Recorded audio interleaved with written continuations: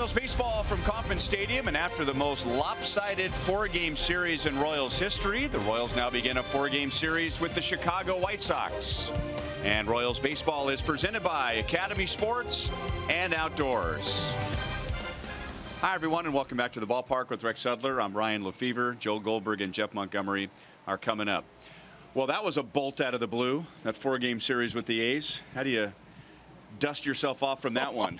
Look, you realize that's baseball at its finest. Now, not for the Royals, but that's what can happen. A team comes in only averaging 2 runs per game, and they just shellacked the Royals. It was unbelievable. But they turned the page quickly to a team that they've dominated all year. That's what they'll have to do.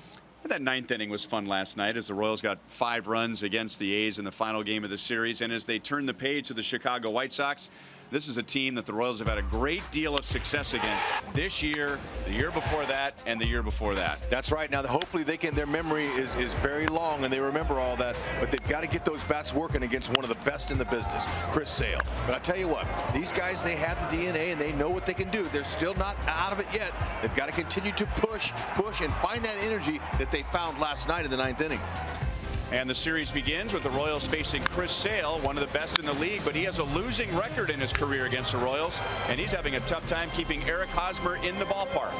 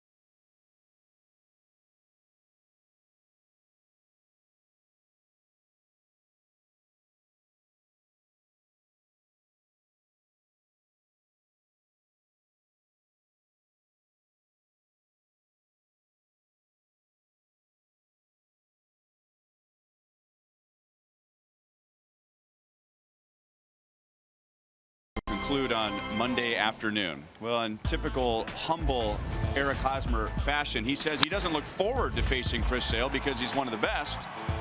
But our Kubota Power stats will suggest something otherwise. Oh, you know, it makes it so impressive that Chris Sale, one of the best pitchers in baseball, and especially against left-handed batters, what Haas is doing, and I can't believe he put him in his book, not once, twice, but 3 times. But the swing is what's beautiful. Look at the load.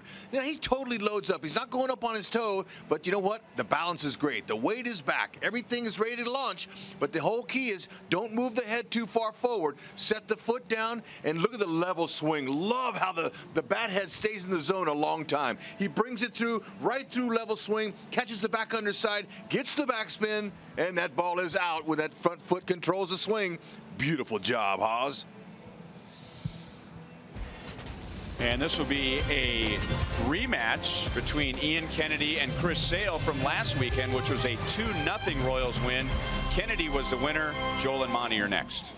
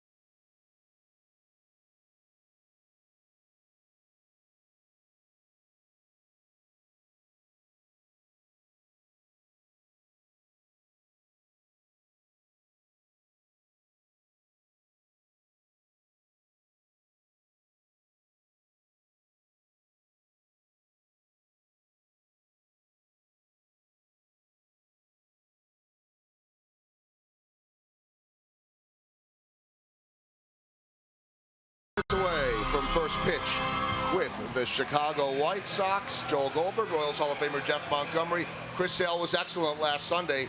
Ian Kennedy, though, Monty, was even better. Yeah, there's no doubt about that. Ian Kennedy brought his A game on 9/11. Going up against Chris Sale, really had all of his pitches working, primarily that fastball. We saw all these strikeouts on his fastball, only 6 innings, but they were great innings. The first batter of the game, Adam Eaton gets ahead. After that, no hits from there on out. Ian Kennedy on his game. And he is our Honda most trusted player. You look at what he has done in his last 9 starts, and how about the significance of hitting 30 starts once again? Yeah, that's something you almost can put in stone whenever you put Ian Kennedy on your roster, and that's one reason the Royals brought him in. Eat up innings and make quality starts. So see if he can go deep into the game, continue to be consistent, and hand it off to the bullpen. For the White Sox, that's not always a good formula, although it's been better lately. We'll talk about the Sox pen next.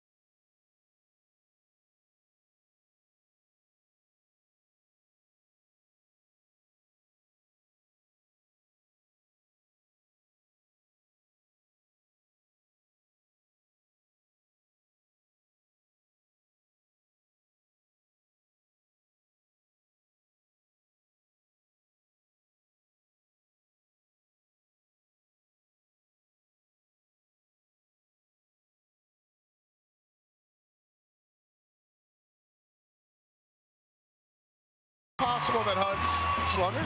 Yeah, he might be. Never see him in the same spot. Just thinking about these things a little bit. All right, when it comes to bullpen, usually the Royals are great. They've had some struggles lately.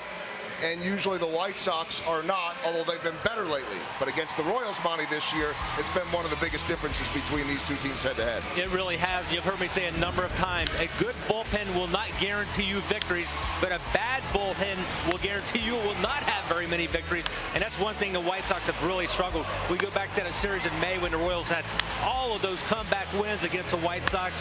Bullpen, big reason for that. Our Academy Sports and Outdoor Leaderboard takes a look at the White Sox, and they've had a very good September, but miserable at Kauffman Stadium, and the blown save department, including against the Royals, has not been good. Right, in a 4-game set here against these White Sox, it could be a key factor. Love to see the Royals take advantage of that bullpen. Well, it is ladies' night here at Kauffman Stadium, and so why not get the boys in blue going against the White Sox in front of the girls. First pitch is coming up. Ryan Lefebvre and Rex Slugger Hudler have the call next.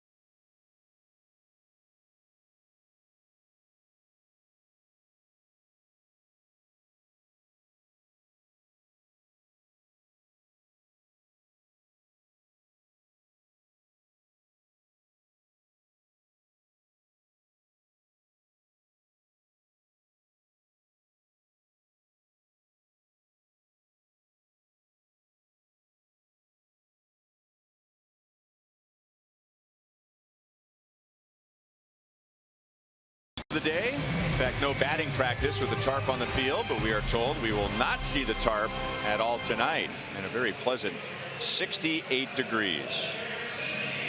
Well, the Royals have had a great year against the White Sox. They took 2 out of 3 from Chicago last weekend, but the White Sox just got done taking 3 out of 4 from the Cleveland Indians, the first place Cleveland Indians. So they come to Kansas City feeling pretty good, and we'll try and figure out Ian Kennedy, who pitched so well against the White Sox on Sunday. Kennedy has allowed 31 home runs this year. That's tied for 4th most in baseball, but he's only given up 5 in his last 10 starts. Yeah, that's one of the reasons why he's been so dominant here since the second half of the season started. You know, after the All-Star break, he got well rested. He had several games in between his starts, between the All-Star break and next time he took the ball. So that's recharged his battery, and he's executing his pitches just like they envisioned he would. 2-0 on Adam Eaton. He had a heck of a series against the Royals last weekend. .285 with 13 home runs. Suddenly hitting for power the last 2 years. Adam Eaton takes a fastball for a strike. 2-1. Eaton had 7 hits in 13 at bats, 4 doubles, and he scored 3 times. Fastball by him, 2-2. Kennedy's going to use mostly fastballs. He's not a guy who's afraid to challenge hitters with it.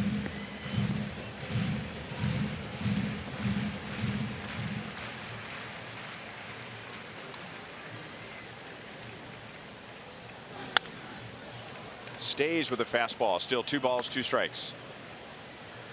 Let's give you his pitch breakdown. Fastball, almost 70%. Curveball, change, slider, all those pitches have been working really well for him when he's using all 4 quadrants of that strike zone.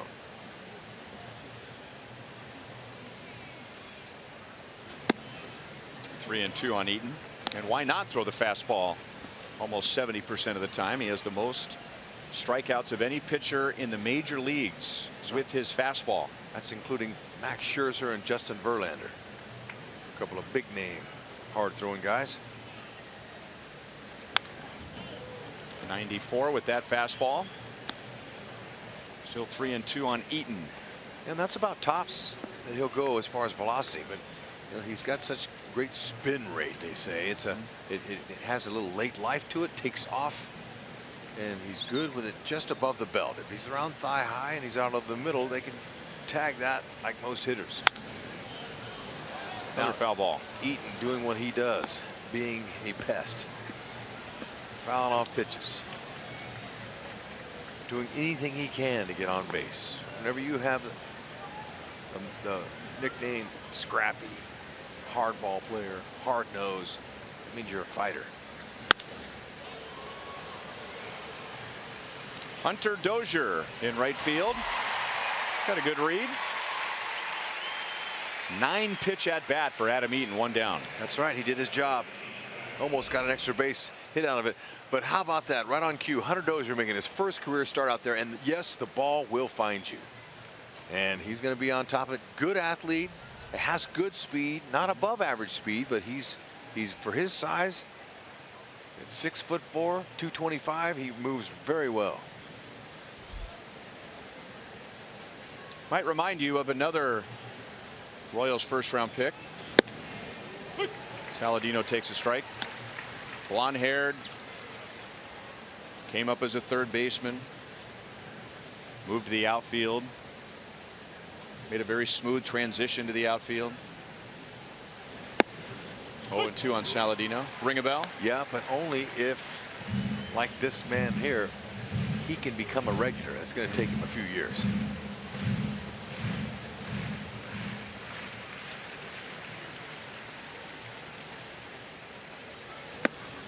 One and 2 on Tyler Saladino.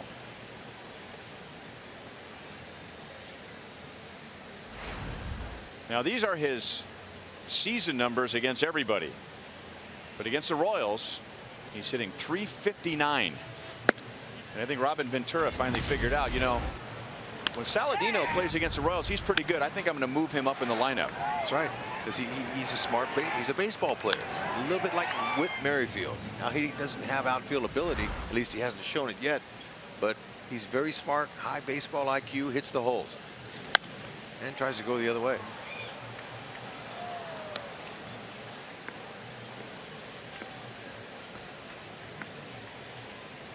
He is playing at shortstop tonight. Rookie sensation and former first-round pick Tim Anderson is not in the lineup.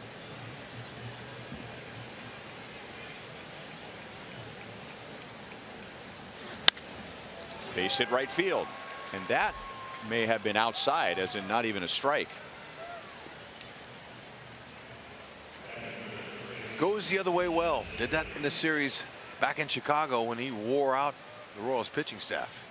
Really nice little load. Keeps his head right there. Let the ball travel deep. Good level swing.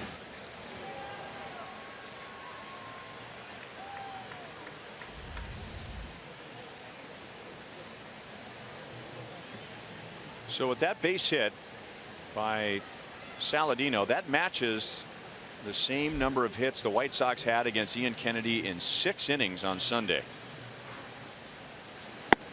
Down and away, ball 1 to Jose Abreu.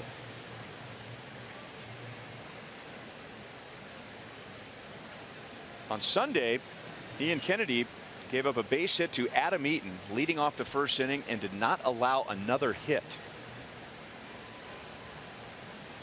extreme confidence, especially in their ballpark.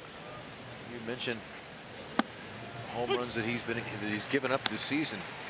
That's one of the reasons why he's excelled so much in his last 9 starts with a 5-0 record. He's only given up 5 home runs, 62 innings. He's controlled the long ball that wore him out early in the season.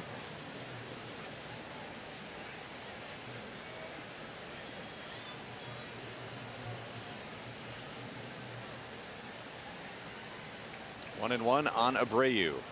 Saladino gets a little bigger lead, and there he goes. Salvi from a knee. Out. Tagged him out twice.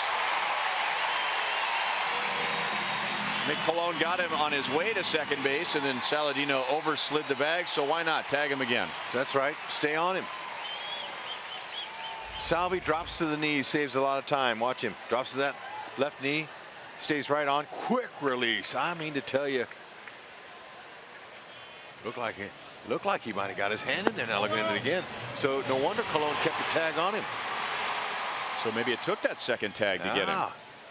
Because the ball definitely beat him there, but Colon's tag was up high on his shoulder, and now he's off the base there.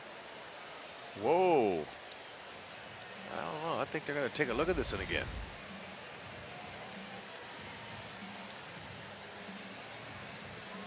I don't know if it's conclusive enough to overturn it. We are clearly not enforcing the 30-second rule. Actually, look at this. The White Sox are still looking, and the umpires have said, let's go. He got him. Great throw. 2-2 on Abreu. Did I miss something?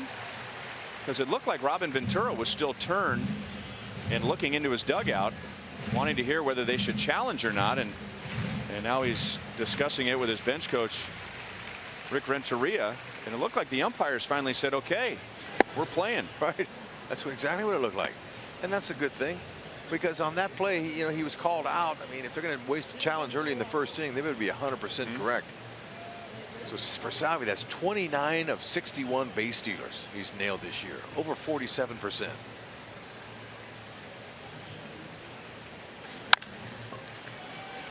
And that's into right field, so it ends up being a big play. Abreu's at first with 2 down.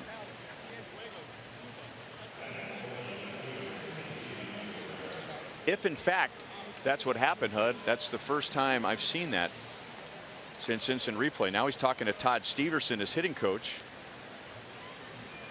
He's telling Todd, they just blew us off. Well, they said, and when I say they, the league said, with the replay additions this year to the original rules, that you have 30 seconds. Now, I've never seen a clock start at 30 seconds to make a decision, but clearly some teams go beyond 30 seconds. But I did not see Robin Ventura motion to the field, go ahead, we don't like what we have. So there's a call that could have made an outcome of this game already early. That base hit there would likely have scored Saladino.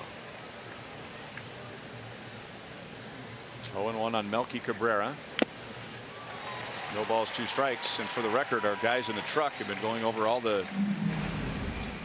replays, all the video of the cameras on the White Sox dugout, and they did not see Robin Ventura ever turn and motion, and he's still talking about it. He never motioned to the umpires on the field, go ahead and play. Yeah, or we don't want to challenge. We're fine, go ahead. Yeah, they always wave you off. Interesting. In the meantime, Kennedy has expended 24 pitches. Not good. First inning.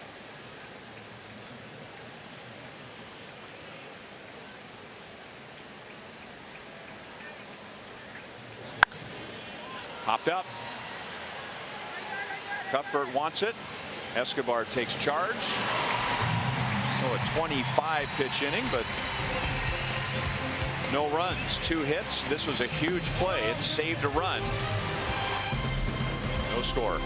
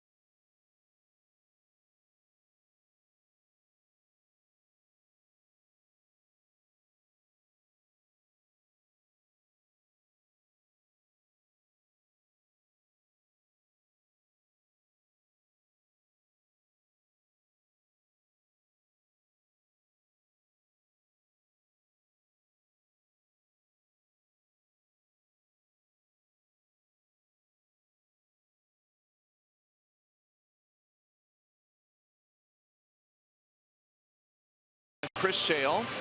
Billy Burns is going to lead off. He'll play in center field. Whit Merrifield will be in left. And Hunter Dozier will be in right. So no Gerard Dyson, no Alex Gordon, no Paulo Orlando. Ed Yost likes the matchups, and he wants to take a look at some of the guys who haven't got a lot of playing time. Facing Chris Sale, subject of our Toyota League leaders. Second best ERA in the American League. He has the 5th most strikeouts. He has pitched both 200 innings and struck out 200 this year. And he has really grinded through his previous 5 starts as he pitches to Billy Burns, who swings at the first pitch and chops it out to Saladino. In his last 5 starts, Chris Sale has thrown more innings and made more pitches than any other pitcher in the major leagues. Yep, no question. He's an ace. He's been solid. 7.3 innings per start, the best in baseball. He's a guy that they know he's going to go deep into the game. So if you can tax that pitch count, go ahead.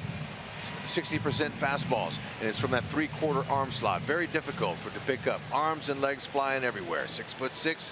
He's got what it takes to be deceptive, but he's got velocity. He's going to go 95, maybe plus. Slider change. Slider's a wipeout pitch to both lefties and righties. Strike 2, Whit Merrifield. Batting .277 overall, but over 300 since being recalled from Omaha. No balls, 2 strikes. Now he will elevate with 2 strikes. It almost appears that it has a little rising action from that 3/4 arm slot. He'll drop down occasionally and go a little lower with his arm angle.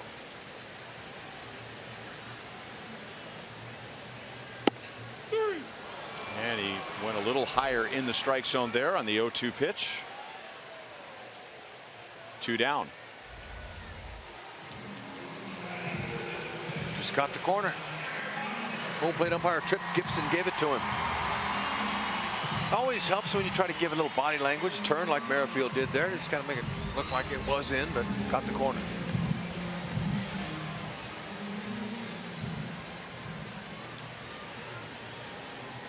Royals just saw Chris Sale 4 days ago in Chicago in a pitcher's duel with Ian Kennedy. There's a strike to Eric Hosmer. Royals won that game 2-0 on home runs from Hosmer and Kendrys Morales. Yeah, I love Eric's answers when Joel interviews him after a big game against Chris Sale. As we look at his impressive career numbers, and I believe Eric, but he says, you know, I don't know why I do so well again, because it's not like I can't wait to face him. I mean, he just has good numbers, but it's not like, you know, you're digging in as deep as you can in the batter's box saying, I'm going to rip this guy. Or running to the batter's box from the on-deck circle.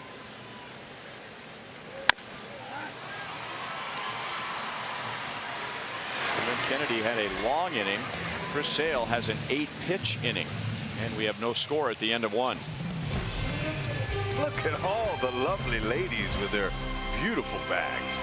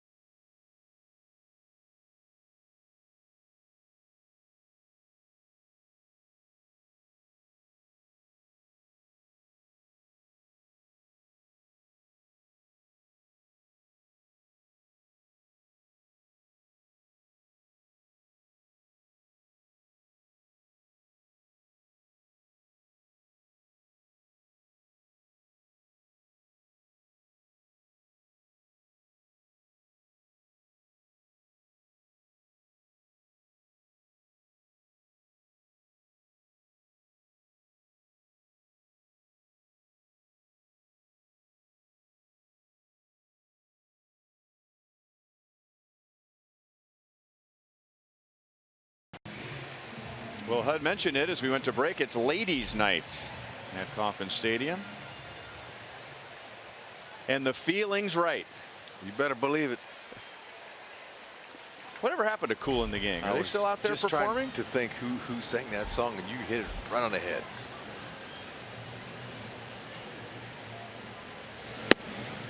Outside to Todd Frazier. I'd go see Cool in the Gang. Yeah, right. Great beat. Good ladies' rhythm. night, celebration. Too hot. Classics. They don't make them like that anymore, HUD. No, you and your boy bands, unbelievable. You got music down. She's Fresh.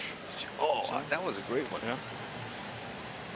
That would have been a good Sprint trivia question tonight. 3-0 on Todd Frazier. Interesting numbers, and you wonder what the White Sox feel about his first year. Number one, they wanted him to hit home runs, and he's given them 36, which is more than he's ever hit. He'll take a 4-pitch walk, but he's hitting .214. And his overall production, his OPS, is under 750, which kind of lends to it's all or nothing here on Home Run Derby. That's right. He's when you're hitting low for an average like that, you're not trying to get base hits to right field with 2 strikes. You're trying to hit it out of the park, and that's what some guys do.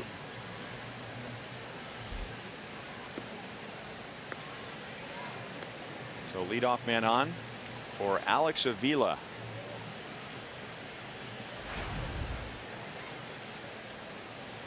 He has hit 6 home runs this year, 3 since coming off the disabled list recently with a hamstring injury.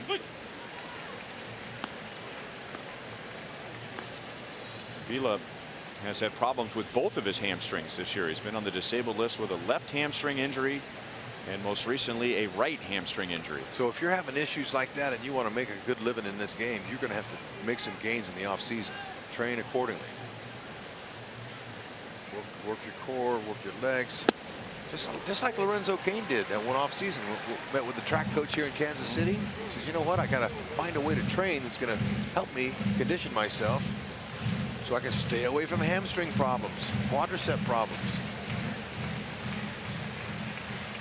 Trained with Al Hobson and Rodney Christensen, who only used to coach Maurice Green. Right. Which is great. But look, track coaches have a good idea, and it's not a bad thing. There's a lot of athletes have trained with track coaches, and not just athletes, but baseball players in particular. I know I did. I worked out at Fresno State a couple of winters, and it was very helpful learning their technique, how to warm up properly, how to carry your hands when you're running so you can gain speed moving forward. A lot of little things that baseball players can pick up going 90 feet is important here in this sport.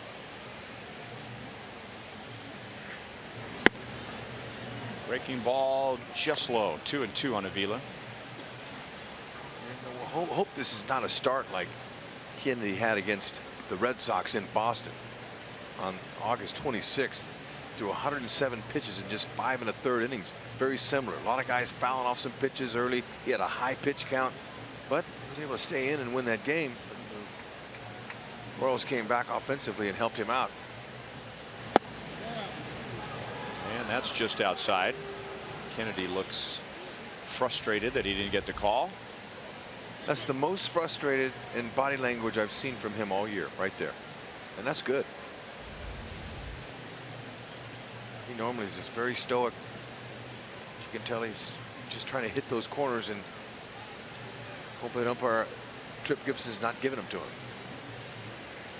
Frazier runs, and it's slash foul. Frazier's got 11 steals. Situational runner. Only been caught 3 times.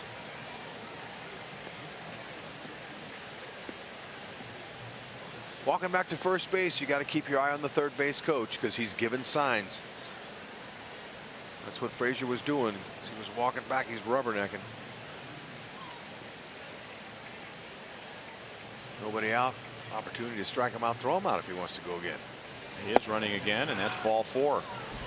Now, the only trouble that Kennedy got into when he faced the White Sox on Sunday was in the 3rd inning. He walked 3 and he got out of that. He didn't allow any runs. Really did a good job of pitching to the White Sox with men on base. So there's the line. He gave up a hit to the first man he faced. No hits the rest of the 6 innings. 4 walks, 3 in 1 inning. He really buckled down with men on base, and that's what he has to do here. With 2 on and nobody out, and Avisail Garcia coming up.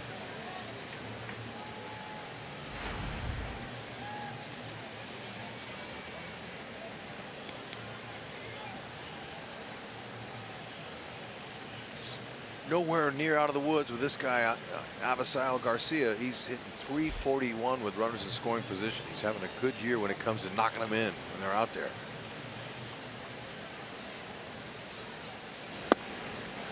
Good location, strike 1.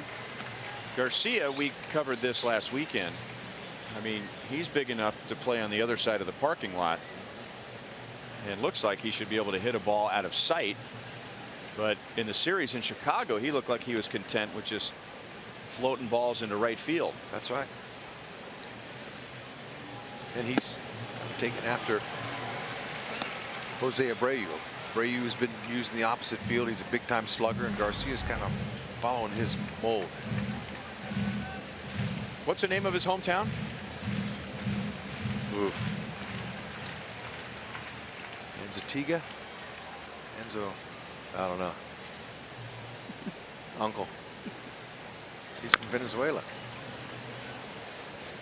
Kennedy has only induced 7 ground ball double plays, but he's trying to here. Do something to save that pitch count. Next pitch, 40th one already.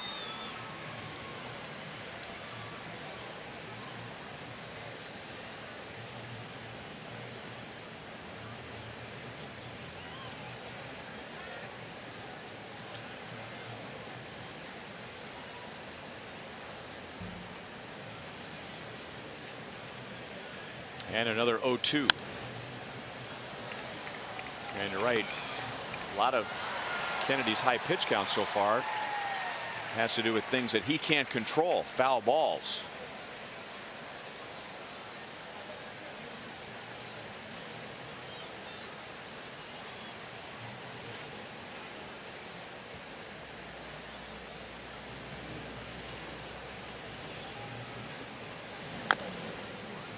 Another foul ball.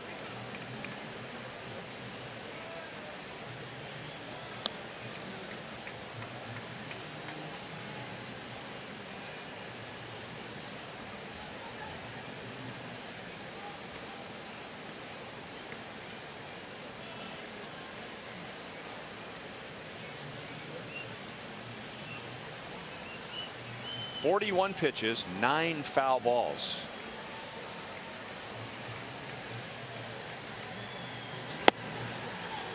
And the White Sox, to their credit, have laid off some of the pitches that are borderline. I think Kennedy and Salvador Perez have been pretty satisfied with the location of a few pitches with 2 strikes. And a combination of either a White Sox hitter not going for it or the umpire not giving them the call.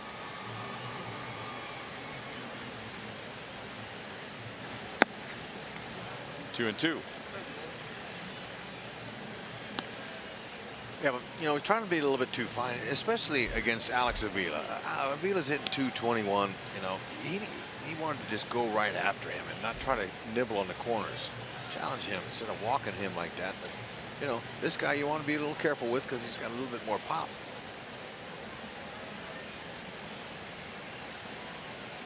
Typically, he just challenges hitters. Dozier, his first big league start in right field. He's got a good arm, but doesn't have any outfield assist, obviously. Billy Burns in center has 4. Whitley Merrifield has 3 in left. Case Garcia hits one to him. Frazier, average runner. Getting a pretty good lead out there, though.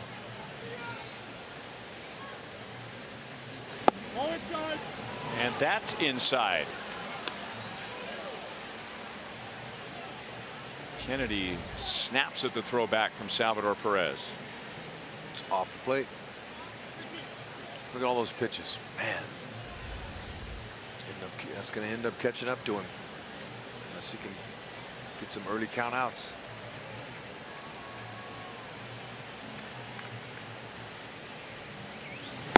Bases loaded, nobody out.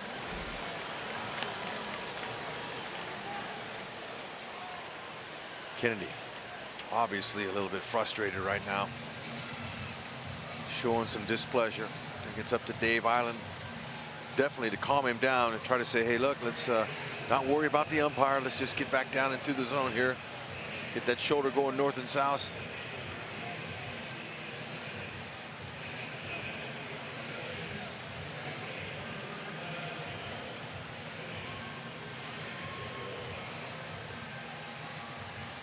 There's a, offensively, the White Sox can feel the pattern. They can feel that he's sort of nibbling, but Kennedy's not a nibbling type pitcher. He's a guy who challenges guys, but it's just tonight so far, it's just not working.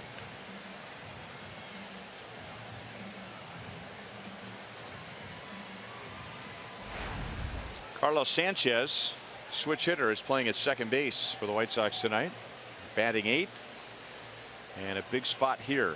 With the bases loaded, nobody out early in the game.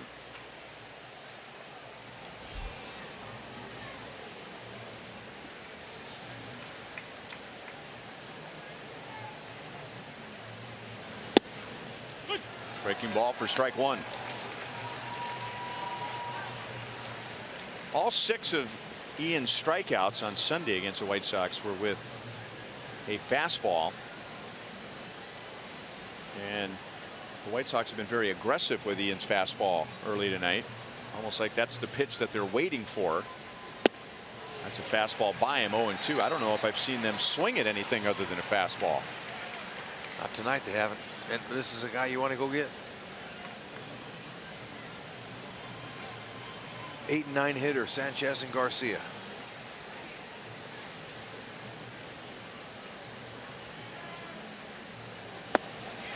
Big strikeout. Now he's got a chance for a ground ball and get out of this thing. Kennedy's first strikeout of the night. Well, I'm sure Dave Island, when he came out, he talked about the fact that, all right, now we're moving on from here. You got the 8 and 9 hitters coming up. Let's get some strikeouts, or make them put the ball in play, roll a pair, and let's get out of it.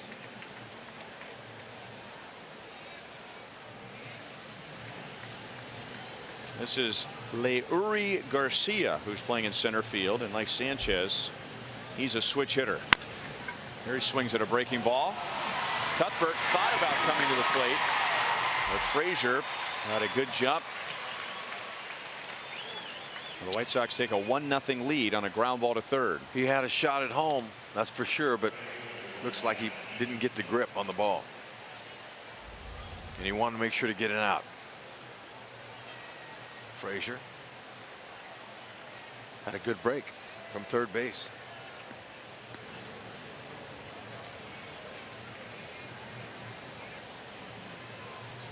He kind of couldn't find the handle in the glove.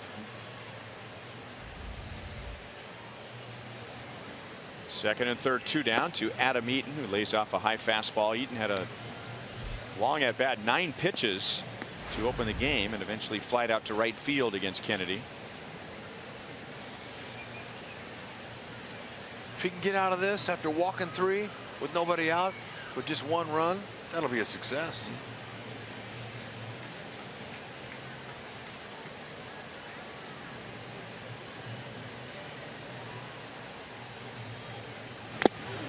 Foul tip. 1 ball, 1 strike. Avila is at third. Garcia is at second. And Garcia, as big as he is a good runner. Not just a good runner for his size, he is a good runner. 2-1.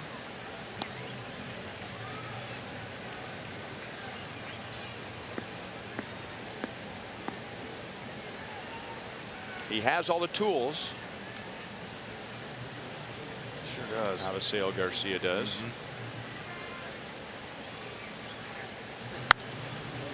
2-2.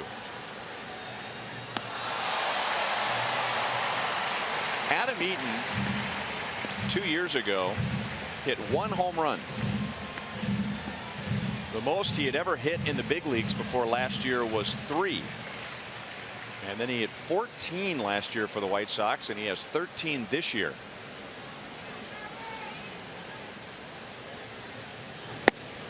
Three balls, 2 strikes. And lots of times, you know, as you age and you get more confident, and then where he's playing at U.S. Cellular Field, you can hit him out or pulling him, and he's pulled most of his homers.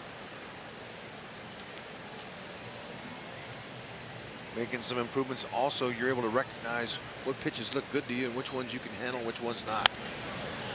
And he's doing just what he did his first time up when he milked 9 pitches. This has got to be concerning to Dave Island and Ned Yost.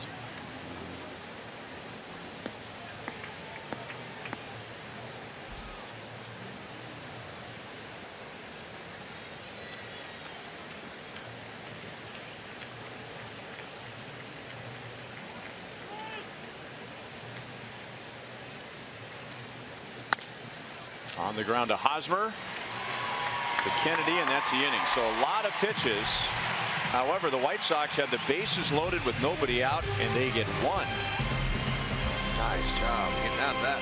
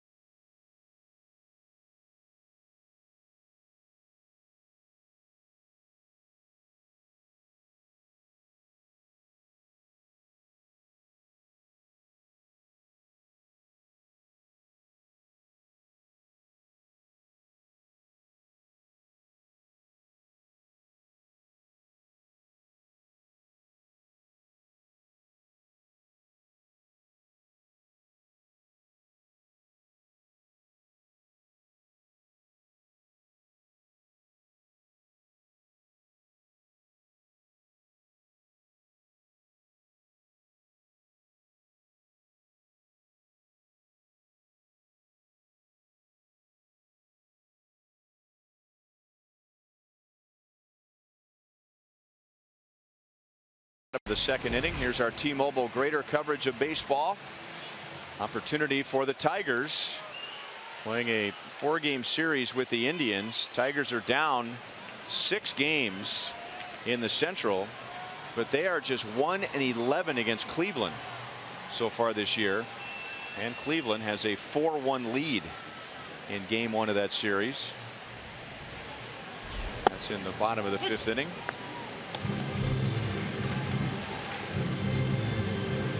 So if Cleveland hangs on, Detroit is back 7 games back with 15 games to go.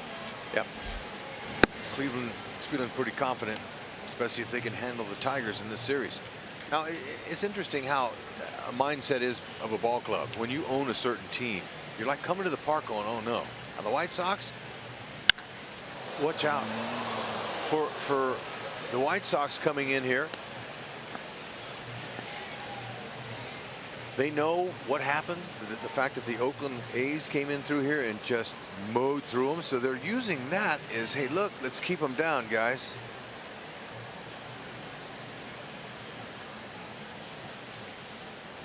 Let's keep them right where they are. We know that the Royals have beat us all year, taken every series, including the last one last season.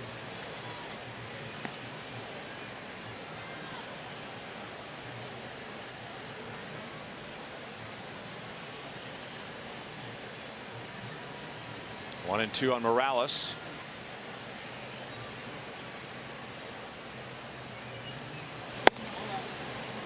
Two balls, two strikes. Kendrys Morales was one of the hottest things going when the Royals began their series with the A's, and Morales drove in a run in the first game of the series. 7 straight games with an RBI, and then the A's kept him without an RBI for the final 3 games of that series, and Chris Sale strikes him out to begin the bottom of the second, and that is Sale's second strikeout.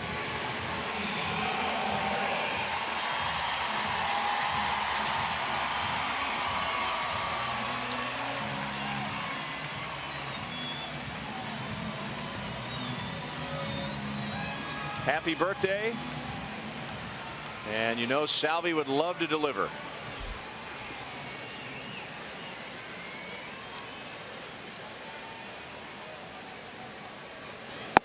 Taking all the way, strike one. Salvi, decent numbers, 283 off of Sale in his career, 15 for 53, 1 homer.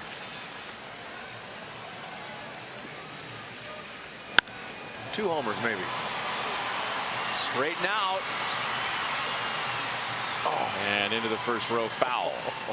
It looked like that might have the distance from what it hit that pole, but didn't quite have enough.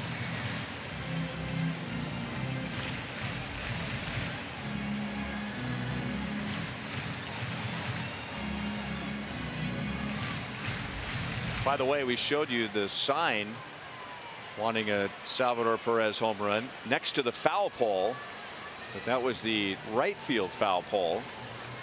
Salvi almost just hit one off the left field foul pole. That's to center field, and Garcia has a play for the second out.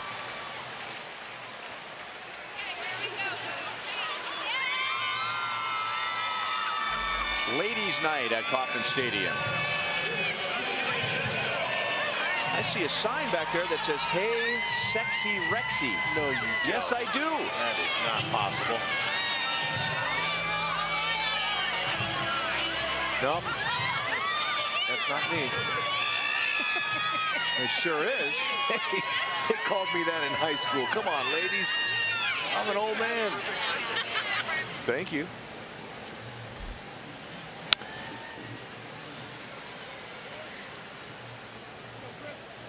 So that lady was declaring that the bus driver was her, driving the girls' night out bus. It's very possible, because I couldn't believe all of the ladies that were lined up in here.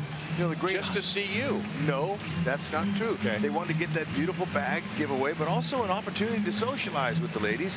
But Hawk Harrelson, great broadcaster for the White Sox, came in today and he goes, "Man, I can't believe all the whole line of ladies out there before the game."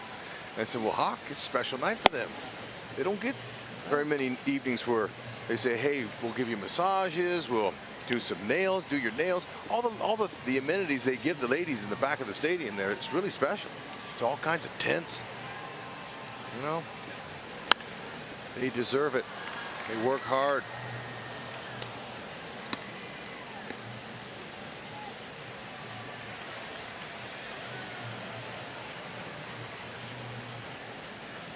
One and two on Escobar, playing in his 156th consecutive game. That's the longest current streak of any major league player.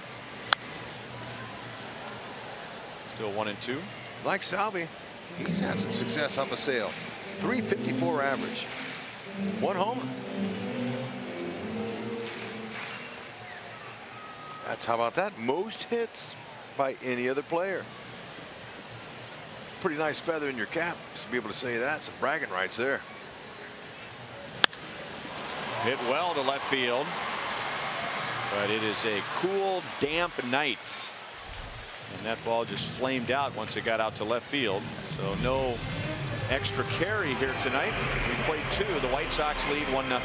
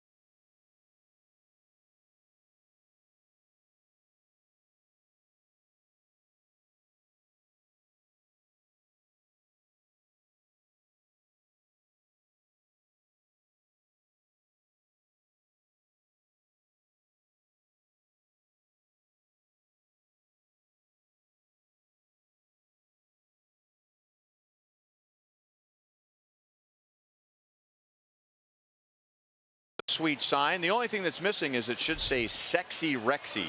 No, I think the key phrase is there, a little. That's right, just a little. Yeah. Thank you. That little girl was sweet. Nice smile. This is pitch number 57 for Ian Kennedy. Ball 1 to Tyler Saladino, and we're just beginning the top of the 3rd inning. So that's the bad news. The good news is the White Sox have 1 run. They had the bases loaded and nobody out in the 2nd inning and scored on a ground out. Lifted to center. Billy Burns is out there tonight. And Tyler Saladino is 1 for 2. That's what he needs. He needs a nice little quick inning here. Hey, Royals fans, take advantage of the special $10 high V level tickets for Tuesday, September 27th game when the Royals host the Twins. To receive this special discount offer, the tickets must be purchased through the free MLB.com ballpark app. Download the app and purchase your tickets today or visit Royals.com/ballpark. Offer for more details. Got to have you here against the Twins.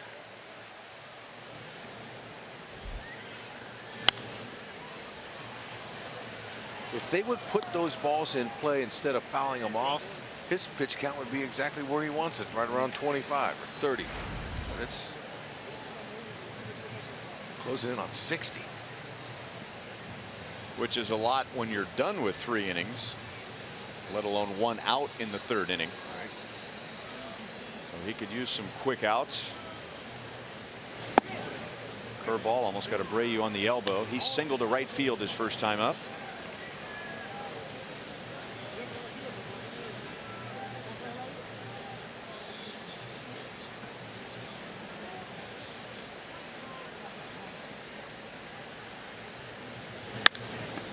Line to center, and Burns has to play it on a bounce. Jose Abreu is 2 for 2.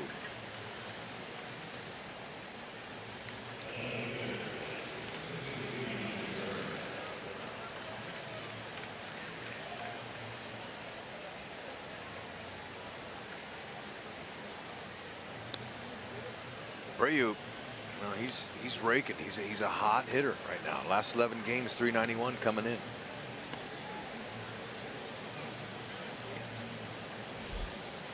$16 runs driven in those 11 games. Yeah. 1 on 1 out. Melky Cabrera popped out to short first time up. Kennedy misses up and away.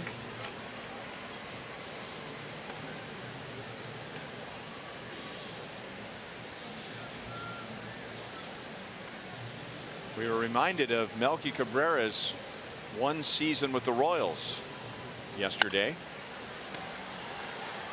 here at Kauffman Stadium. They will have on this date in Royals history and on this date in Royals history, or yesterday's date in Royals history, 5 years ago, Melky Cabrera, Jeff Francoeur, and Alex Gordon became the first outfield in Major League history where all 3 had at least 40 doubles. That's some production from your outfield. Not to mention, probably we're up there in outfield assists as well.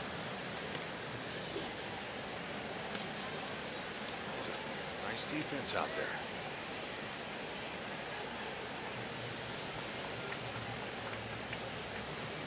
That was Alex's first big year.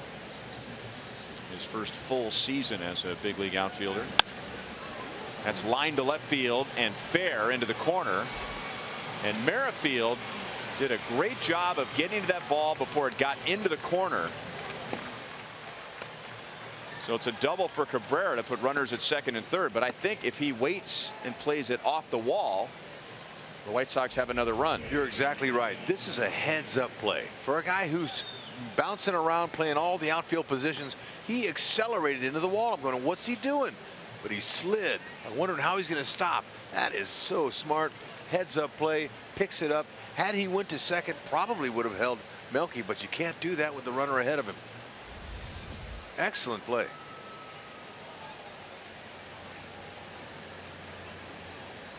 All that momentum coming forward almost at full speed. So you use a slide to stop, just like you would on the bases. 0-1 on Frazier. He walked on 4 straight pitches leading off the 2nd inning, and he scored the Chicago run on a Leury Garcia ground out.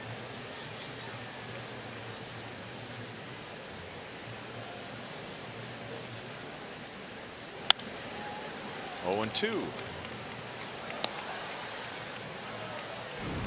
So when he batted last time, we were talking about what do the White Sox think about his season. 36 home runs. That's a career high. He's driven in 90, which is pretty low for 36 home runs. And with runners in scoring position, that is the lowest in the American League among players with at least 100 plate appearances. And again, he's hitting .214. So some of the numbers impressive, others are not. In a situation like this, you're going to want to shorten up, especially 0-2, and use the whole field. But obviously those numbers are telling me he's not. He's still swinging for the downs. Salvi wanted a fastball up, not that high.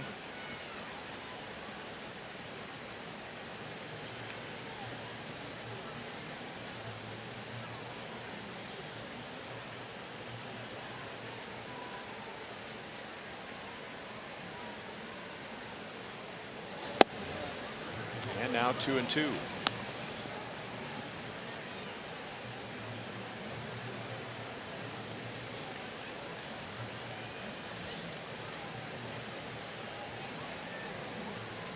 White Sox have had 7 base runners in the first 2 1/3 innings.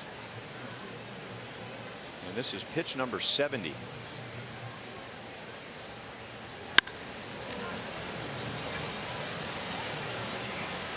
Merrifield to the front of the track. So another run will score as Frazier drives in his 91st. And Chicago leads 2-0.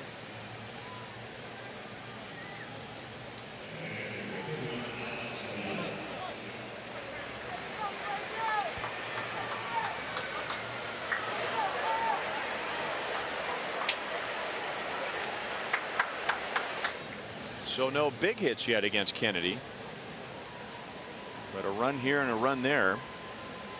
Ground out to get a run home in the second, a fly out to get one home in the third, and now runner at second for Alex Avila.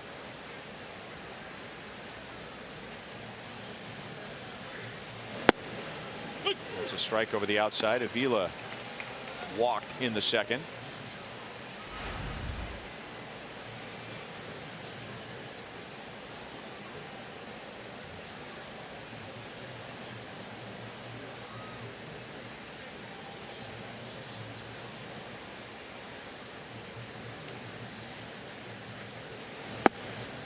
Curveball drops in for a strike. 0-2.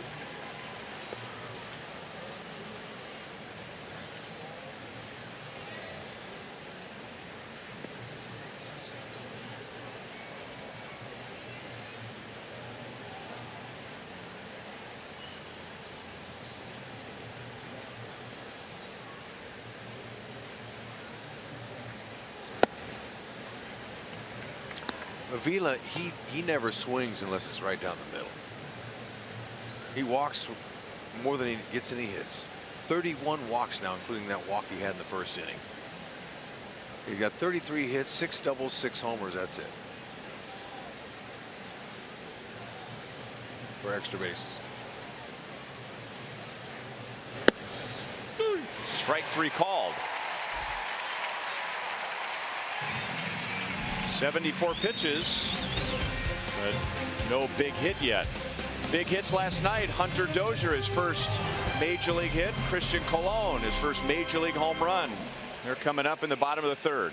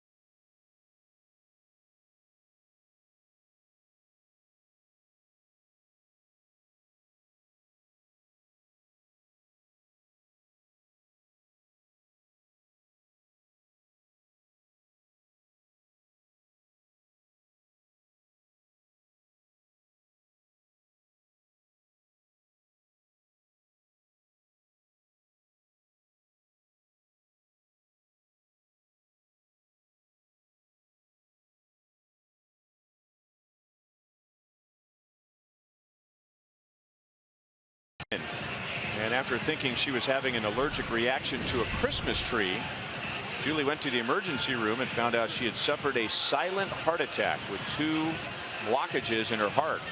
With a family history of heart disease, Julie has participated in numerous 5K races and bike rides with her son. And she is passionate about educating women about heart disease and serves as a national spokeswoman for Go Red for Women. Enjoying ladies' night out, girls' night out, and sitting in the Buck O'Neil Legacy seat at tonight's game. Thank you, Julie.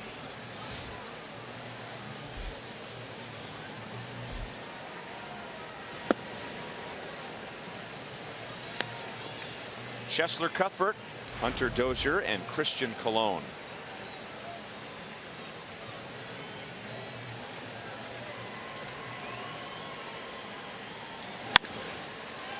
Chop to Saladino, who's been busy tonight, and his throw is in time.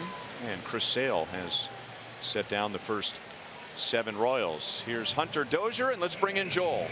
And also here is his AAA manager, Brian Polberg. And it was interesting, guys, talking to Poley about Hunter because, you know, when Hunter was in spring training, he went to AA, and that was the last time that Brian had seen him. He said by the time he got to AAA, he was a totally different player from what he remembered in spring training. He said that he became more of a hitter, and he had made adjustments in AA. He was using the whole field, driving the ball to all fields, and less swing and miss. He wasn't struggling with the fastball up like he was during spring training with an uppercut type of swing, laying off those pitches or an ability to get to them. And he also says that he really, during AAA, took to right field. He played left field. He played first base. They're moving him all over. He said he immediately took to right field. Good routes, looked very comfortable out there. Good kid, hard worker. And he said, hey, Alex Gordon did it making that transition to outfield. Maybe it's something Hunter could do too. 0-2 on Dozier. Well, and you have to be better than average to play in this outfield. Better believe that. Look at that, though. They're moving him around, especially this season. And I love the interview that Joe and Monty did with him in their pregame show, and he talked about the challenge he has ahead of him tonight. Forget about the rest of the season. Tonight is his first big league start against Sale. I like he was aggressive swinging at the first pitch, but quickly down. We count 1 and 2. It's a good job lay off of that one. But you know, when they drafted him a few years ago, Rhino, I remember when they showed little clips of him, and the first thing I noticed was when he came out of the box, he was fast. You could not fast, but he was a good athlete. You could tell. Athletes play, especially for the Royals and in this outfield. Ooh, nice swing. Hunter will tell you that he got into trouble in 2014 by trying to pull everything and trying to hit home runs. When the Royals drafted him, he really hit the ball well to all fields, and that mindset carried into 2015. 2014 and 15 were very disappointing. Down on strikes against Sale, and I asked J.J. Piccolo a couple of weeks ago about Hunter Dozier, you know, what changed for him to get him back on track, and he said nothing really changed. He just went back to who he was, right, instead of trying to be something or someone he was not. Right. What he found out, becoming pull happy, like you were saying, is that his backside was collapsing. He was forgetting about the right side of the field, and he was not hitting for average and no confidence. The main thing he said is that he relaxed. He was able to relax, exhale, get up there and be comfortable. A good starting position, and then using the whole field. And I've watched him during batting practice here the last week. He's been up here and he uses the whole field. He's going to be okay. I think he's got a nice future as a big leaguer. And his first big league hit was a double, but it was almost a home run. Hit midway up the left field wall.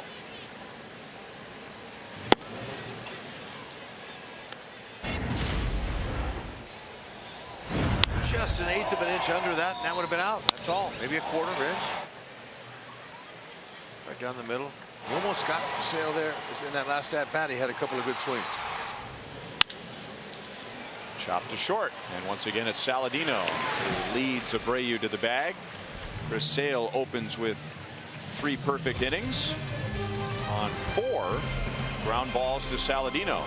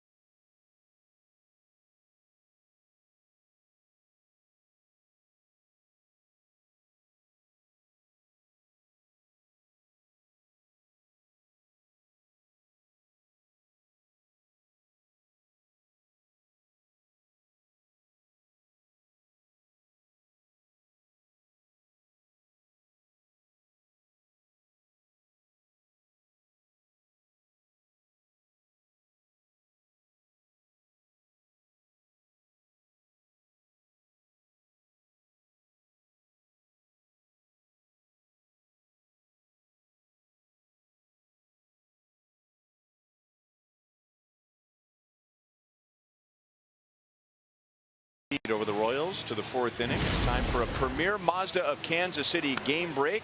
This is a Mike Napoli home run against the Tigers' Michael Fulmer. Napoli has driven in 4 of the Indians' 6 runs. 6-4 Cleveland in the bottom of the 6th inning. And remember, Cleveland is already 11-1 against Detroit this year. Is it possible that their fans are coming back?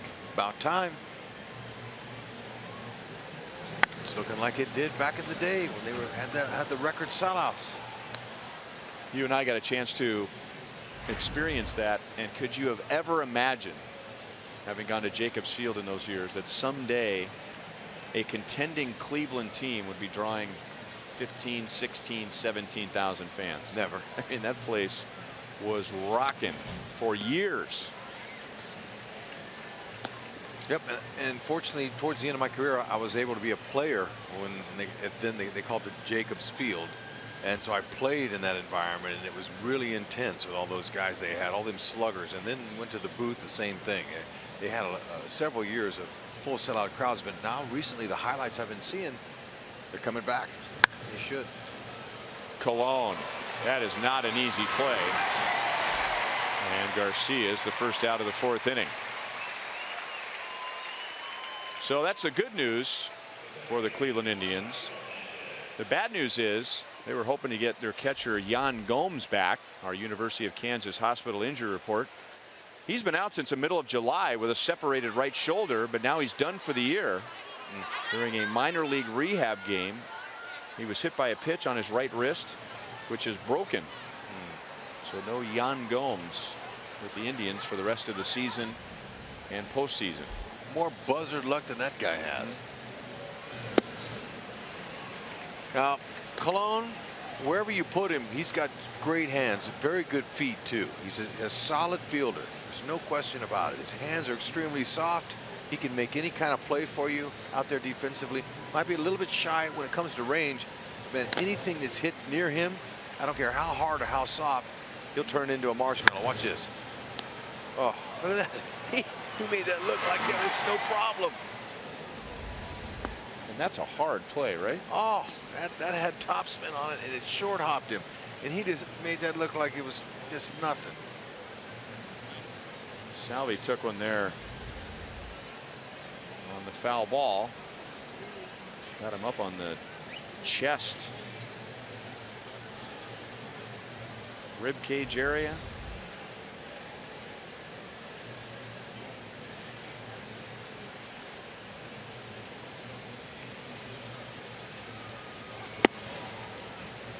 One and two on Sanchez. He struck out with the bases loaded and nobody out in the 2nd inning. That was a big out for Kennedy. The White Sox ended up scoring a run, but that was one of the big outs that prevented a bigger inning.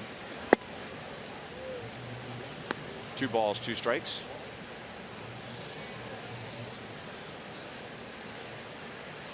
You know, the importance before this game started of Kennedy going deep in the game was really big, especially with Vargas going tomorrow on a pitch count.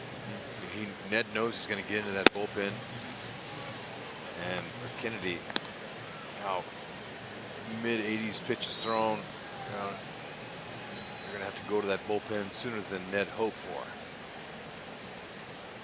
See, he's going to be on about a 45 pitch count. 5 pitches.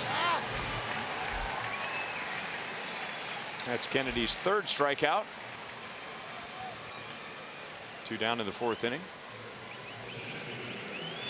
Well, it's a good thing it's September, because Ned has a stable of pitchers out there. But he's looking for one of those in that stable, or maybe 2 or 3, to step up and come in and throw strikes. Because that series we just finished with Oakland, man, it was not pretty. 1-1 on Garcia. It was, as Vargas will pitch for the first time since July of last year. It was the most lopsided 4-game series in Royals history. The Royals were outscored 43-12. That's the most runs allowed by the Royals in any 4-game series. It was also the most runs scored by the A's. since they became the Oakland A's in 1968. I was talking to Ned about this, and you were there. Denny loves to quote Louis Tiant, who once said, "About baseball, you don't know nothing." And that's about how you sum up that series. It's true. Sometimes those things happen. That's baseball. Kennedy has his first 1-2-3 inning. He has a couple of strikeouts. White Sox lead 2-0 to the bottom of the fourth.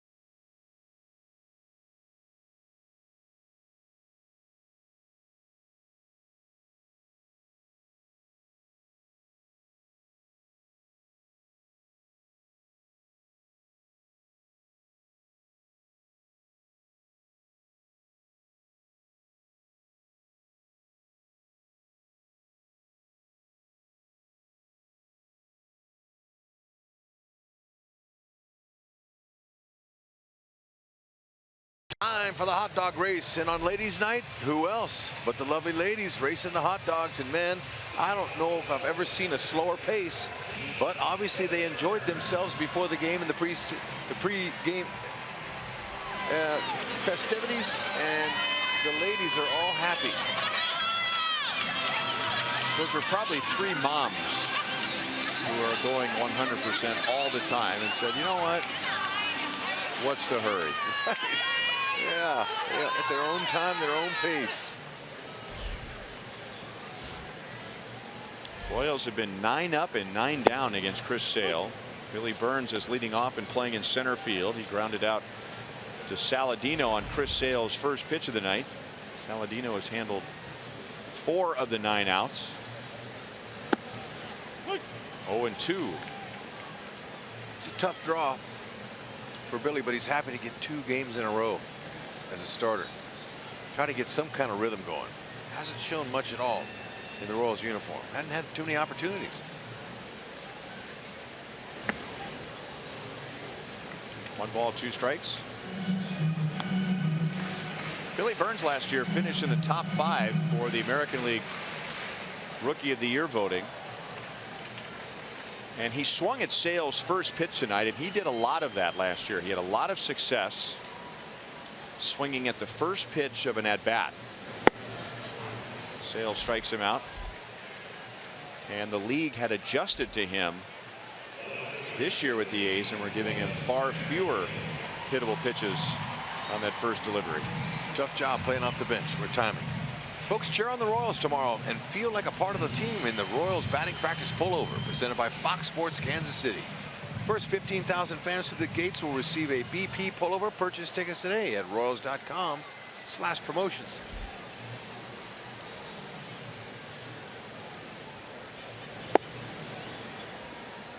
Oh, and 1 on Whit Merrifield. There you go, folks. They're nice. Little zipper. Wear them this time of year, especially.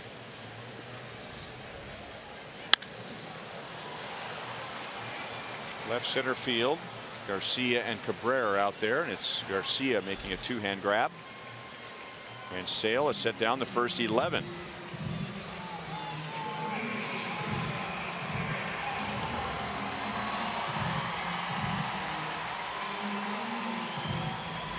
Eric Hosmer, who is the only left-hand batter with 3 home runs against Chris Sale, and all 3 have been this year. He grounded out to short in the first inning.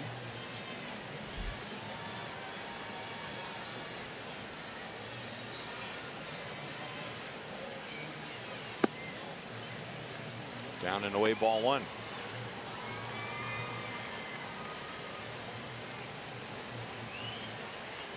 Sale has only given up 8 home runs to lefties in his career.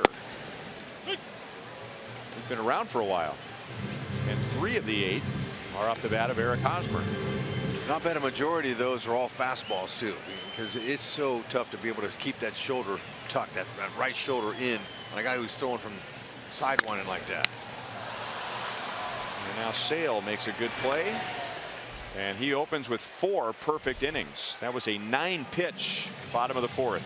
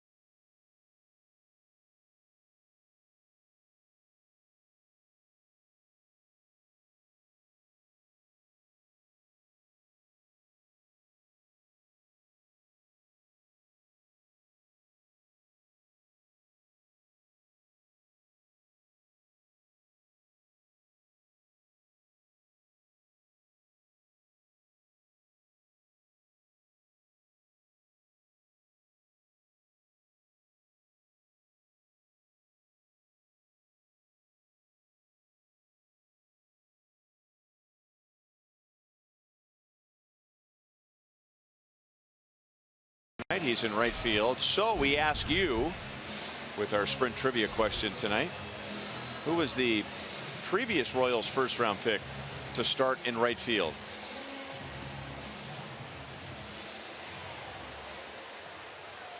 Oh, but not for his big league debut.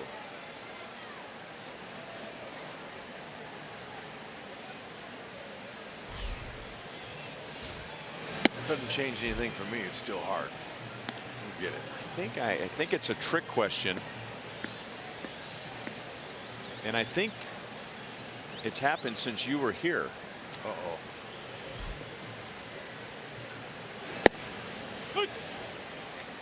One ball, 1 strike on Adam Eaton. He is flied out to right field and grounded out to first. If I'm correct, he is on the field right now. Oh, man.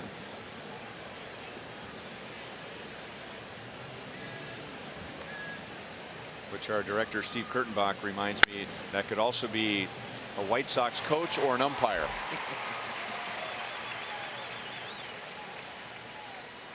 That's a good question, if I'm correct.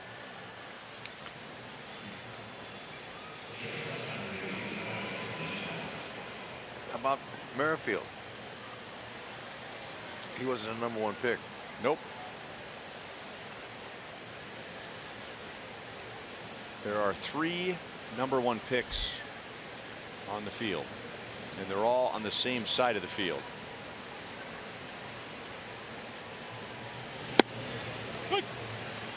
Tyler Saladino is singled and flied out to center field. If I'm correct. You never lead me down the wrong road. Holtzy's so mad at me right now. He's got some steam coming out of his ears. Yeah. I don't know if that's on the field or not. Do you have to be in between the lines to be on the field, or just on the field? I don't think he was a Royals first-round pick. No, that guy wasn't. Bat boy. Ball boy. On the field means on the field. Look, if he's in the dugout, he's in the dugout. He could be, you know. Okay. I believe it was in Pittsburgh. If I'm right.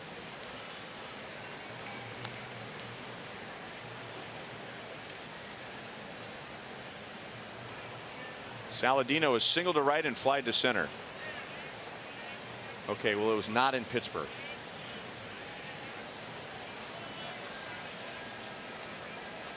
What do you think, Hud?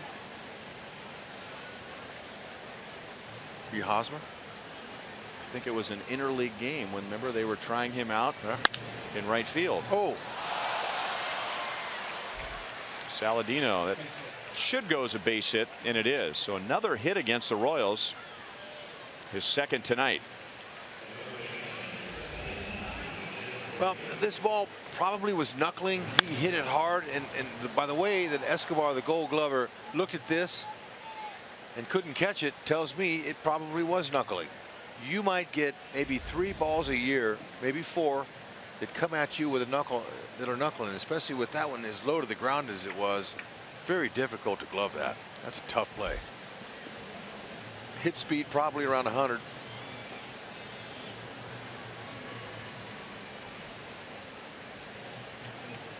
One on, one out, and now Jose Abreu, who already has 2 hits, and he scored a run. Snap throw to first. Saladino is back in time. Here's Arcia in the driver's seat and looking at Jose Abreu in his last 41 games. He has driven in 39 over that stretch with 13 home runs and a slugging percentage over .650. 41 games. It's pretty consistent. He's been short with his swing. He's looking for his 3rd straight season with 100 RBIs.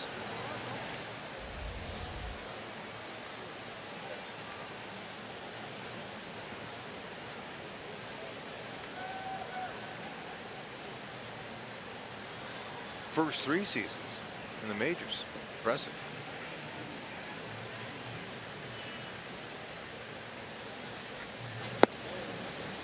One and 2 on Abreu.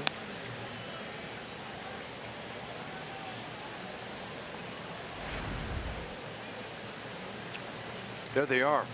That first year was good enough for Rookie of the Year. 36 big flies. Impressive. I remember in the off season of that year in 2014, before the season started, I went to Notre Dame with White Sox broadcaster Ed Farmer in the off season, and took a little trip there with him. We had some fun up there in South Bend, and he just couldn't believe how they could give this guy Abreu $68 million without ever seeing him play or anything. I remember he was just, a lot of people wondered that. Right. He was like, I can't believe we would do something like that. Well, I said, obviously, if he's from Cuba, they play at a high level of baseball there. This guy, he's going to be the real deal. He says, well, we'll see. Well, we have seen. Well, just to put it in context, it was $26 million more than any other international amateur had received. So, I mean, it wasn't like a little more than the record. I mean, it was way above what an international amateur had received. Well, they knew he was going to be a difference maker, but they didn't believe he was going to carry the team. Nice investment.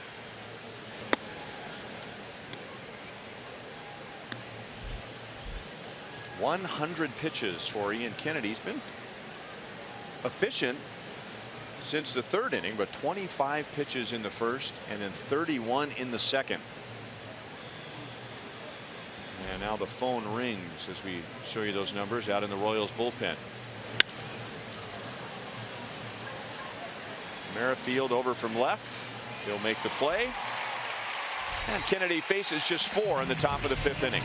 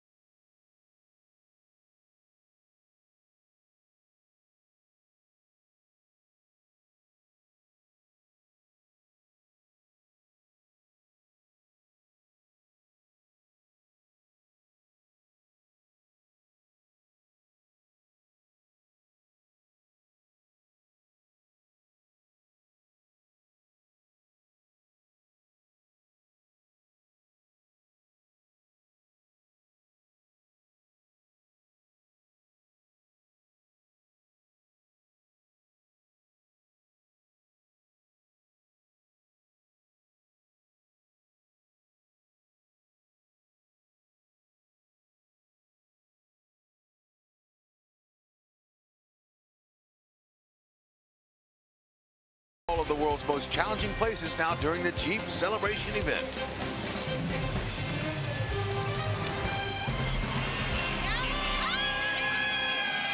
Girls' night out. And those ladies are enjoying the Diamond Club tonight.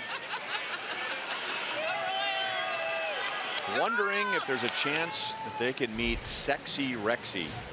Now, I was hoping you'd let that go, but like I said, I haven't heard that since high school. That's not true.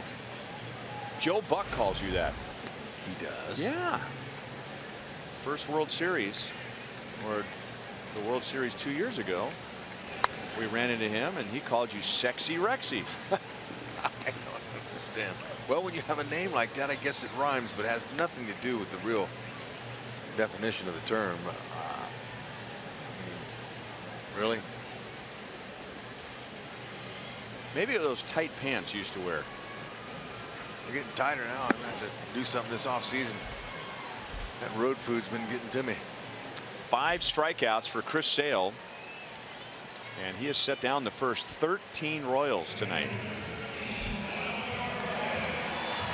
He's cruising. Second time he struck out Morales. Sorry about that. No. He's definitely cruising. He knows he's good. He knows that the Royals have been the team that's a thorn in his side, the only team. And he's seen what they did, what Oakland did to him, and he says, all right, the timing's right for me to come in here and get him back. Came up and hit Salvi. Ouch.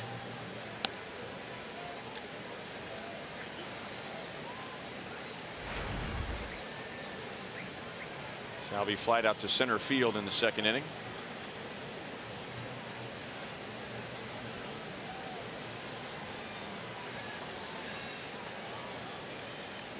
And he's not quite ready to get back into the box. No, that caught him square.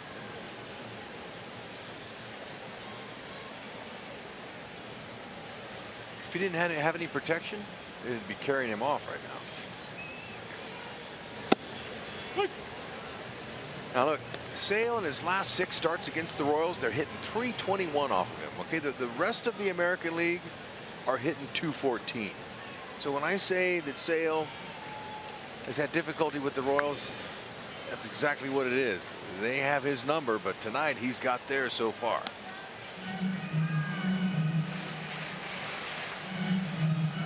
He has a losing record. His overall numbers are pretty good, but he's 8-10 in his career against the Royals. Yeah, the rest of the league only hitting .214. Up the middle, and the Royals have a base runner.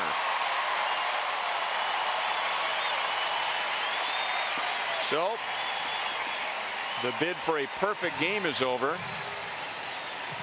However, based on that foul ball, I'm guessing running the bases was not at the top of Salvi's list. Although sometimes that'll help. Not all the time, but that base hit make him feel better.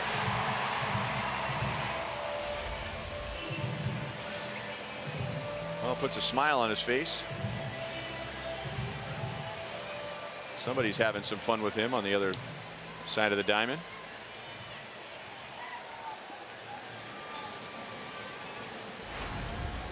So Sale pitches out of the stretch for the first time tonight. Escobar had the hardest hit ball by a Royal in the first 4 innings. He lined out to left field in the second inning.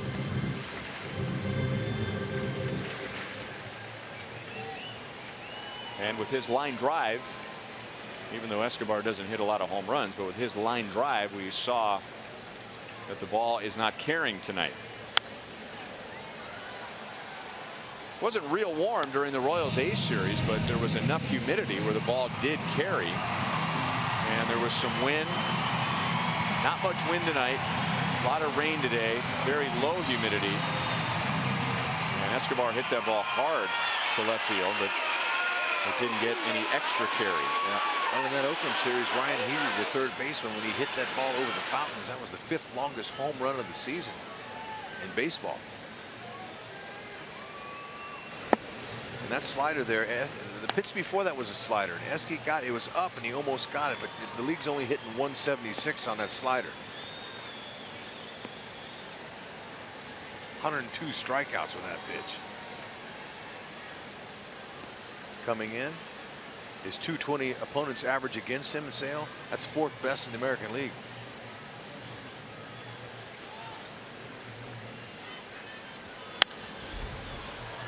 But you can tell the swings that Escobar is taking. He is confident, and when you're hitting 354 off of Sale, you're going to take. You're a confident guy going in.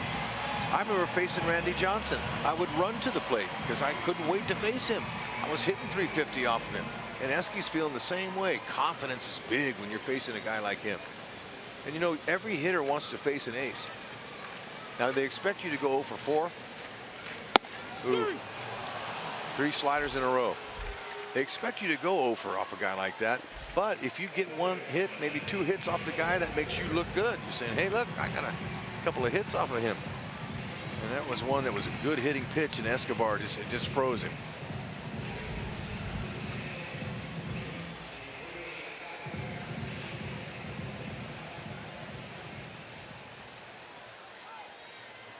Two down, and now Cuthbert with Perez at first base. Chesler's a .324 hitter against southpaws. 3 of his 10 homers have come against the lefties. Ooh, I was trying to talk him into that one. He got him a nice pitch. Good swing. Just missed it.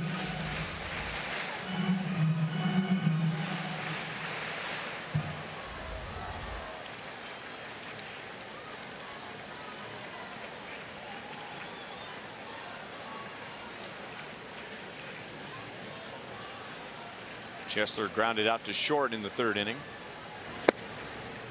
Down and away, 1 ball, 1 strike.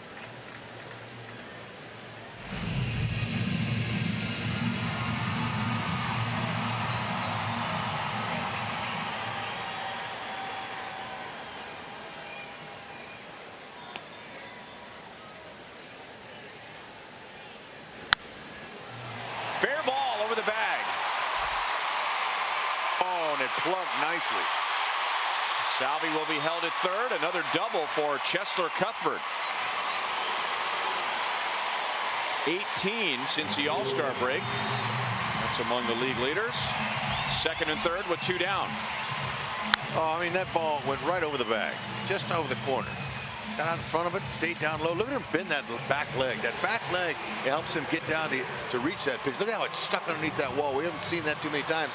Any other runner besides Salvi probably would have scored. Usually it kicks off.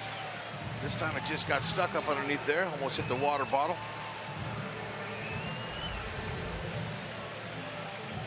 Now, just a lousy single will help out Ian Kennedy and the Royals here. Dozier ended up striking out in the 3rd inning, but he seemed to have a good look at Chris Sale, had some good swings. Didn't seem to be overmatched. Takes a changeup inside, ball 1. No, he looks very calm. Yeah. He's not jumping at all. Looking for his first career RBIs.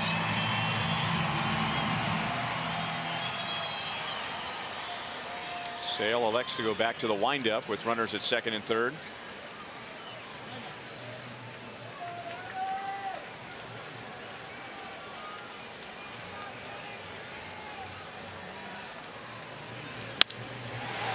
Saladino plays it on 1 hop. That's going to be a long throw. The off the bag. The Royals will get 2.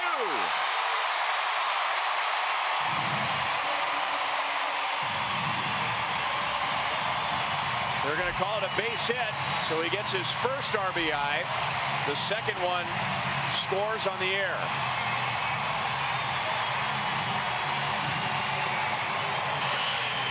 That's right. Hit the ball hard. Saladino had him play the pull, but you know, he had a little bit more time. He threw flat-footed. He didn't get any momentum on the throw, so he pulled it. Abreu trying to stay on the base.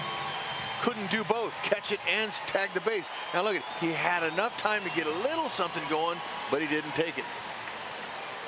And it cost him. Nice. Royals back in it. Strike to Christian Colon. Oh, he had said it. He looked comfortable against Sale in his first at bat, even though he eventually struck out. Cologne 4 for 10 in his career off of Sale. First home run in his career last night off a lefty.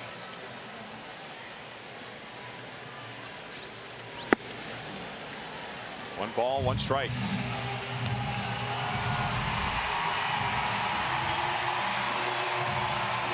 Sale opened with 4 perfect innings, and then here in the 5th, he began with a strikeout. Then a single, then a second strikeout. Cuthbert's double, and Dozier's infield single, RBI, and the air. Off the end of the bat, 1 and 2 on Cologne. Yeah, Ian Kennedy, we saw him. He's taking a look up there saying, all right, it's a new game. Matt Strahm has been warming up this entire inning, so he's loosened up and ready to go, and just chatting with bullpen coach Doug Henry. Kennedy has thrown 101 pitches, which is not an enormous amount, but it is over 5 innings.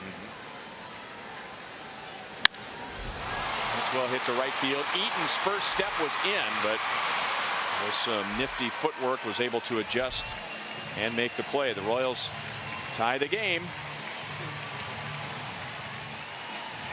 After Sale retired the first 13, Salvador Perez was the first base runner. Cuthbert doubles. Dozier gets an RBI. Another run scores on an error, and we're tied at 2. Nice.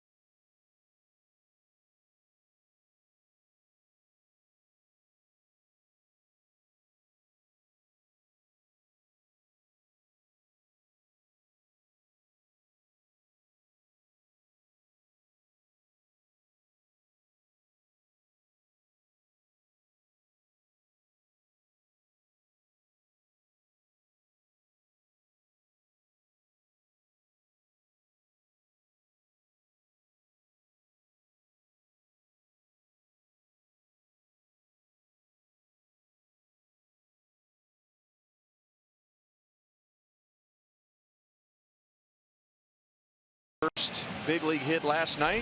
Tonight he gets his first big league RBI. And Ian Kennedy, with probably a short leash, will pitch the 6th inning. 2 runs in 5 innings, so that's not an issue. It's the pitch count, and that was his 102nd pitch. And so he'll get Frazier, Avila, and Garcia.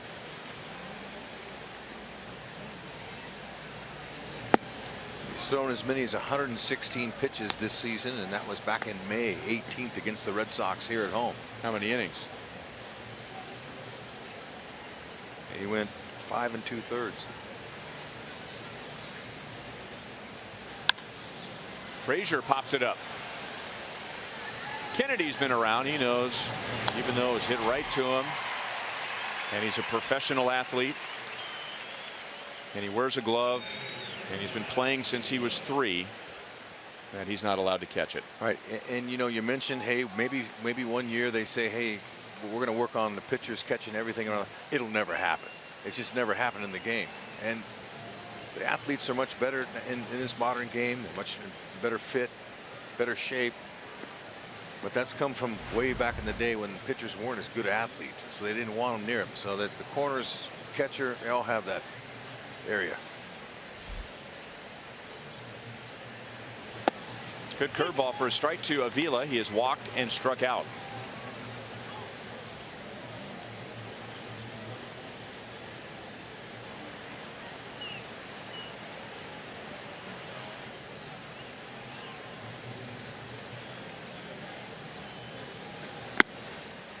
One and one.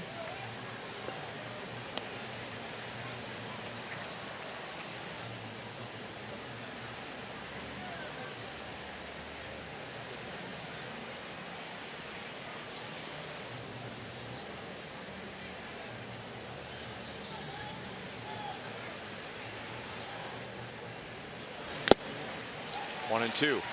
This is Kennedy's 30th start of the year. And it's his 7th consecutive season with at least 30 starts. And the only other 2 pitchers who can claim that, current pitchers, Max Scherzer and James Shields.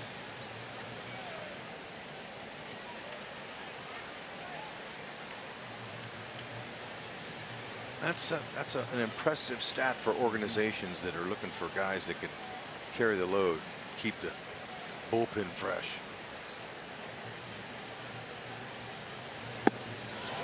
Curveball strikes him out.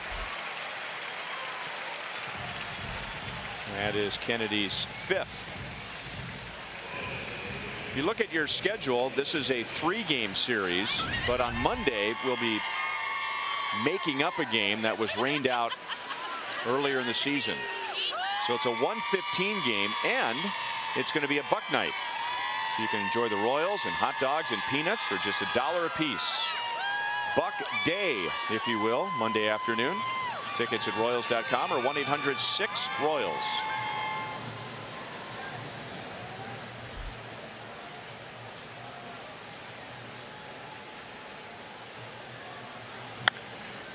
Kennedy is 11-9, and the Royals felt like he had a chance to win 15 games, and if he wins the rest of his starts, he'll accomplish that. And yet the word that kept coming up when Dayton Moore talked about why the Royals signed Kennedy and signed him to more money than a lot of other teams figured they would, but the word that kept coming up was innings. He gives us innings. He's durable. He's going to give you 30 starts a year at least. And he's been all of that. And he's been one of the best pitchers in baseball since the end of July.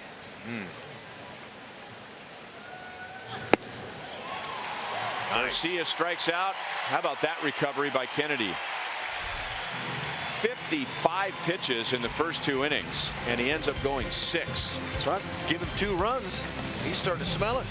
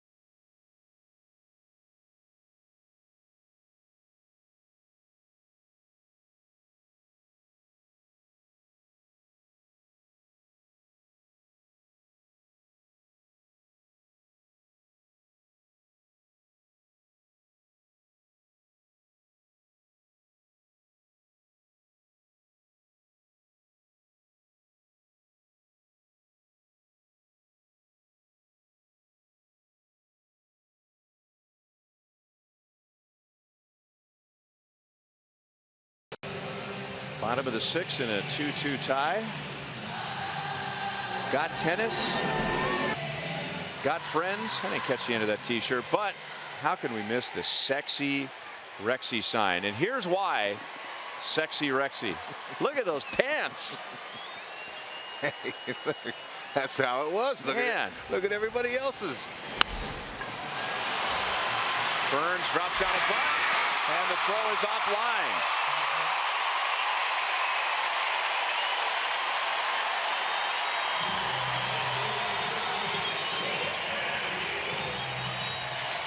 There it is. That's what Billy Burns does. He causes headaches. He's a guy who can utilize his speed. Great technique there. Picked a perfect bunt on Sale. Looked like a changeup that was up, deadened it nicely. Frazier makes these plays all the time, but this time the speed of Burns put a little bit too much pressure, and he's able to beat it out for an infield hit, bunt base hit.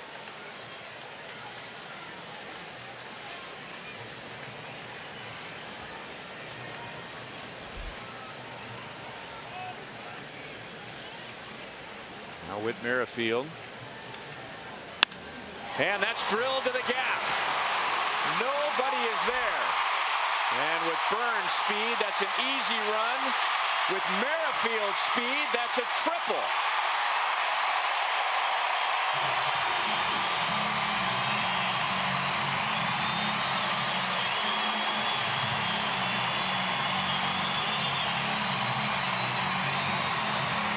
Oh, timely.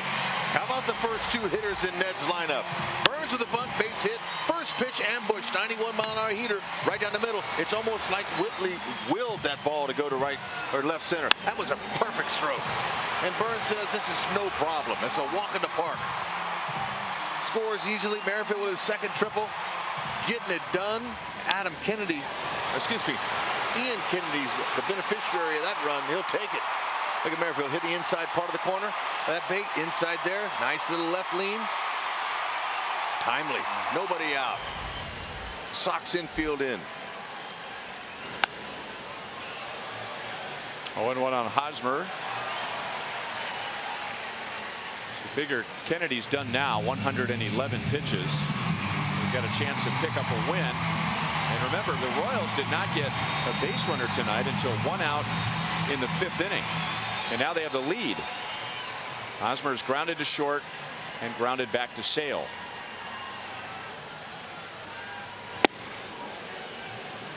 One ball, one strike. This is our Sonic Slam inning. Our contestant is Mike Vaughn from KCMO. If the Royals hit a home run out of the park in this inning, Mike wins $500. A grand slam out of the park is worth $25 grand from Sonic and the Royals. Got him reaching at a slider. 1 ball, 2 strikes. Sale pitching him a little bit differently now with a runner on third base, less than 2 outs.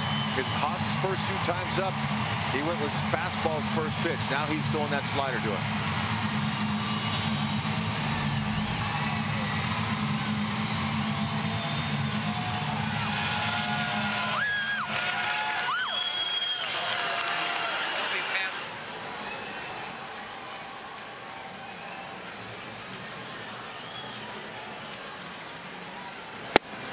Two and two.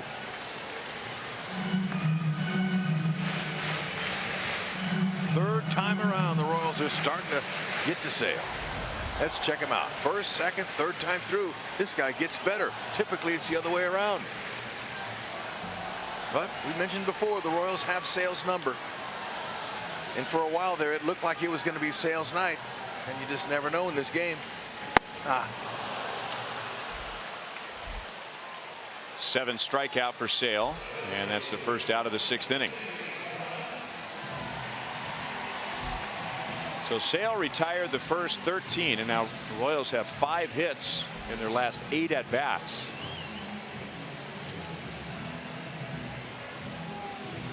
Way to pick up Ian. That's a beautiful job right there. You could tell that whole game changed in that 5th inning. Salvi got the base hit. Cuthbert with the double. Hunter's hit the air. New life. Base hit left field. Kendrys Morales had struck out twice against Sale, and Had a tough time in his career against the Sox lefty, but he jumps on a first pitch, and the Royals lead by 2. All right, that's 2 batters in this inning out of the 4 that have got that first pitch. Merrifield jumped on it. Burns, he got him his little bunt hit. Merrifield, now Morales. And it's elevation. That's why they're getting him. His pitches aren't down. That slider was up.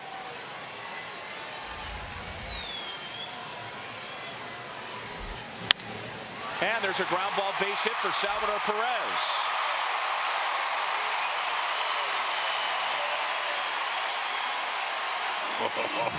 And Ventura saying, what happened? I was having a nice, easy managerial game here. First one of 4. And next thing you know, my ace is all over the meat of the plate, and they're hitting it. They're not missing it. 7 of the last 10 Royals have had a base hit. And now Ventura is looking at his lineup card and thinking about who he might want to start warming up out in his bullpen, and he'll send Don Cooper to the phone to get somebody warmed up, or maybe not quite yet. And another good hitter.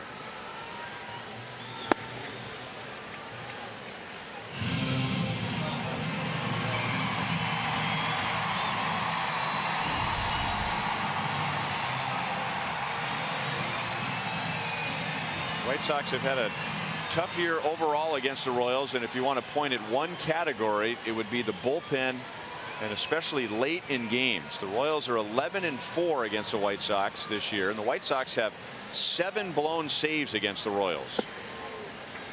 We are beyond that category, but Robin Ventura, I'm sure, taking the struggles of the bullpen in account, and he's got a proven ace, proven all-star out there that may be able to pull it back together. Well, he'll get some action up here, I guarantee you, if Escobar can get a hit. Now 2-0 count, good hitting count. We'll see what Sale can give him.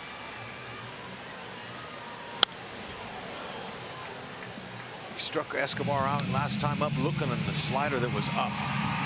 Esky had some good at-bats. He lined out his first time up to left field.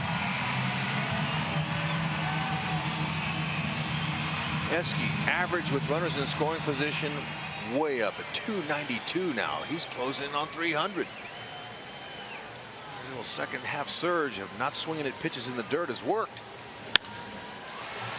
Out to Sanchez, and that was sharply hit, and allows the White Sox to turn a double play. But the Royals, after getting 2 in the 5th inning to tie it, pull ahead with 2 in the 6th. Merrifield and Morales driving the runs. Little frenzy hitting.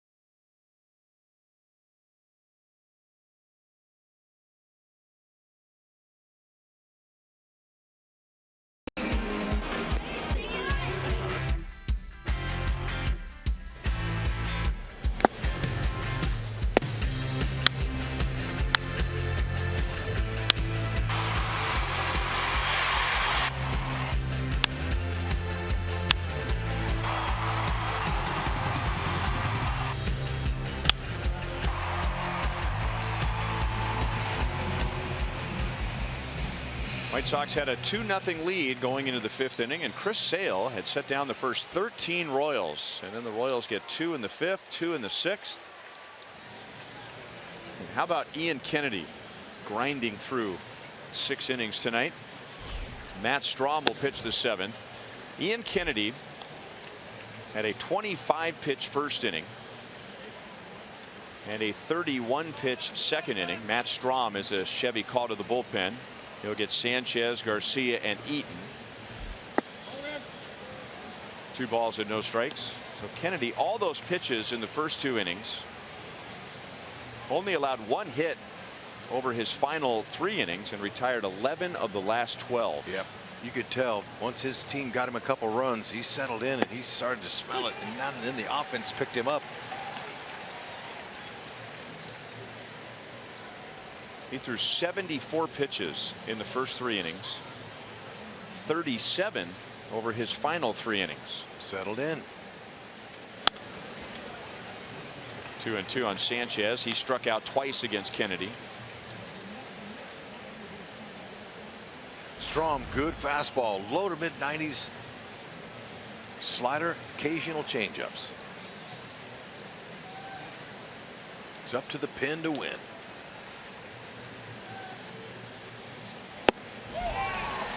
Three strikeout night for Sanchez. And a good start for Strahm. Now, Kennedy early in the game, just his command was off. It was just off a tad. First hitter of the game, and he's able to settle in, and he started hitting his spots, using what new majority of fastballs. Now, when he walked in the second inning, he walked the first 3 batters of that inning. I'm thinking, oh no, it's not going to happen here for him. And he only gave up 1 of those runs. That was huge for him. Yeah, interesting too, because in his previous start against the White Sox, when he only gave up 1 hit, he also had an inning where he walked 3 and gave up no runs. So those are the 2 pivotal innings for the White Sox in their last 2 starts against Kennedy. 3 walks on Sunday, no runs. 3 walks tonight in 1 inning, 1 run. But he's one of the best in the league pitching with runners in scoring position. Better believe that. And he bears down, and Kennedy's last 7 starts, just 111 opponent average with runners in scoring position, 3 for 27 with 10 punch outs. So he knows how to execute when he needed to. It's huge. 2-1 on Garcia. 2-2 on Garcia. Matt Strahm made his big league debut on July 31st at Texas. He gave up 1 run in the 3rd of an inning. Since then, he has given up 1 run in 17 innings with 22 strikeouts.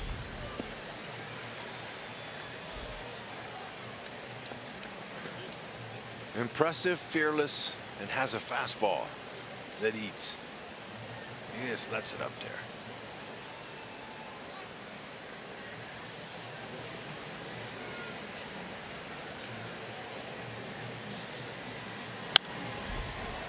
Still 2-2 on Leury Garcia. He drove in the White Sox first run with a ground out. That's the only run the White Sox got in the 2nd inning when they had the bases loaded, nobody out. Garcia's ground ball to 3rd scored Frazier from 3rd.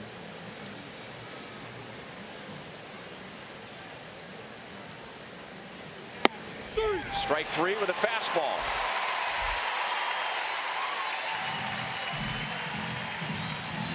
Folks, K-State plays its home opener Saturday afternoon right here on Fox Sports Kansas City. Kickoff is at 1:30. College football. K-State hosts Florida Atlantic tomorrow afternoon on Fox Sports Kansas City. Watch it. Look at that. Beautiful blanket. That took a long time to put together. It looks like a t-shirt quilt. Huh. With an old Frenchy Quarter t-shirt. Eaton, it's going to be close, and he's safe. That was not a good bunt. but Eaton ran hard nonetheless. That's the kind of effort you want to see. Even on a bunt that doesn't really work well, you still don't give up on the plays. The left-hander, Strom had to be able to stop, turn his body, and fire in a short, quick motion. And by that time, Eaton beat it out. As he blows a bubble crossing the bag, takes skills.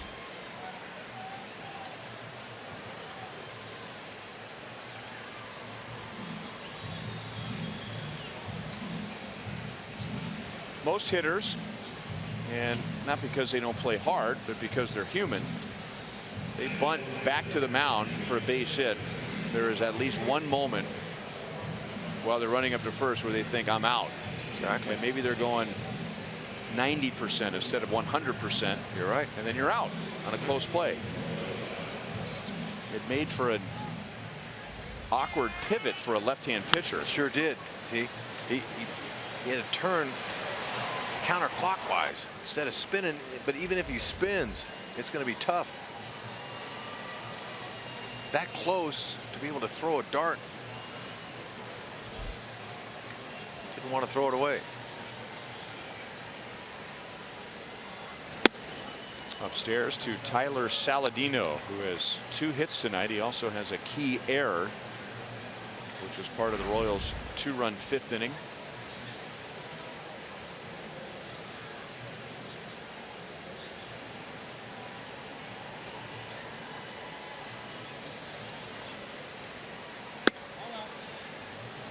Outside, 2-0. There's that occasional changeup right there.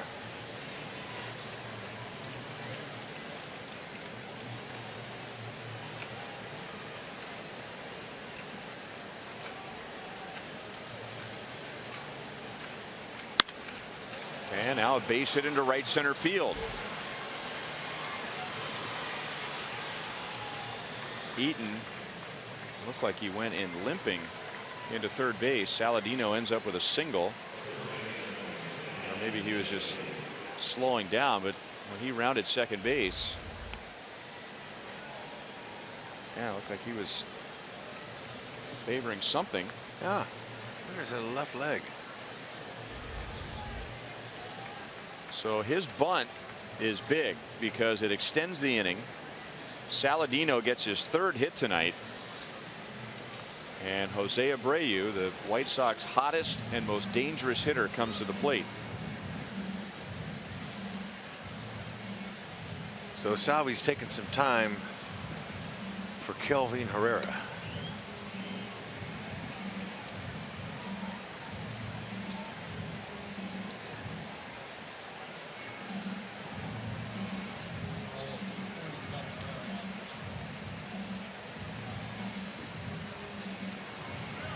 It'll be Kelvin Herrera with runners at first and third and 2 down in the 7th inning.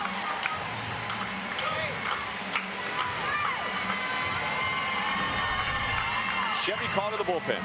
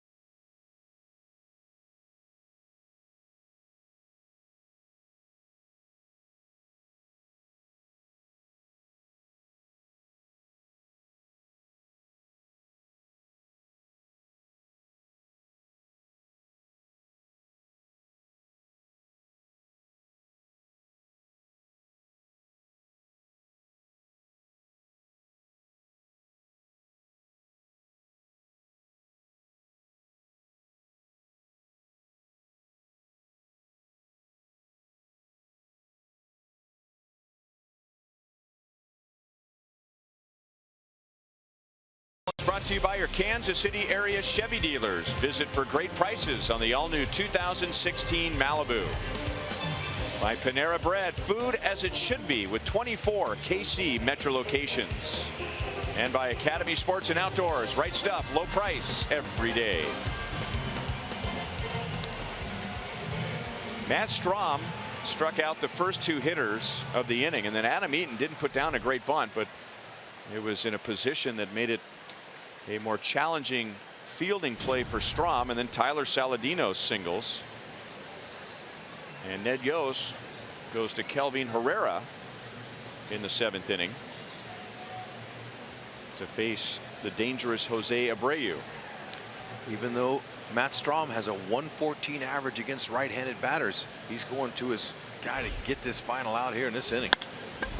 Ground ball deep short. Escobar short way, and Herrera throws 1 pitch. That's good. That'd be good for next inning, hopefully. Fine play by Esky.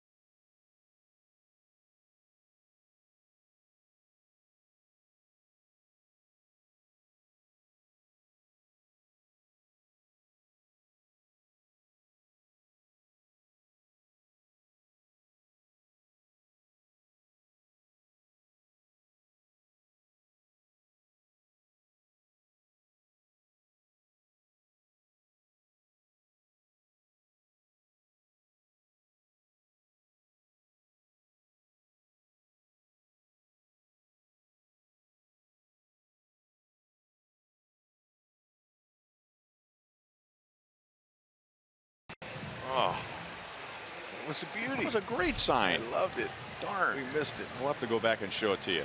Maybe the most creative sign we've had this year. Cuthbert, Dozier, Colon in the bottom of the 7th inning. The Royals lead 4-2. What a turnaround for the Royals. Chris Sale retired the first 13, and then 7 out of 11 Royals got hits. There it is. Now, in her art class, she would get an A+ for that. Creativity. 2-0 on Cuthbert. He doubled and scored in the Royals' 2-run 5th inning. And Sale is just now throwing his 80th pitch.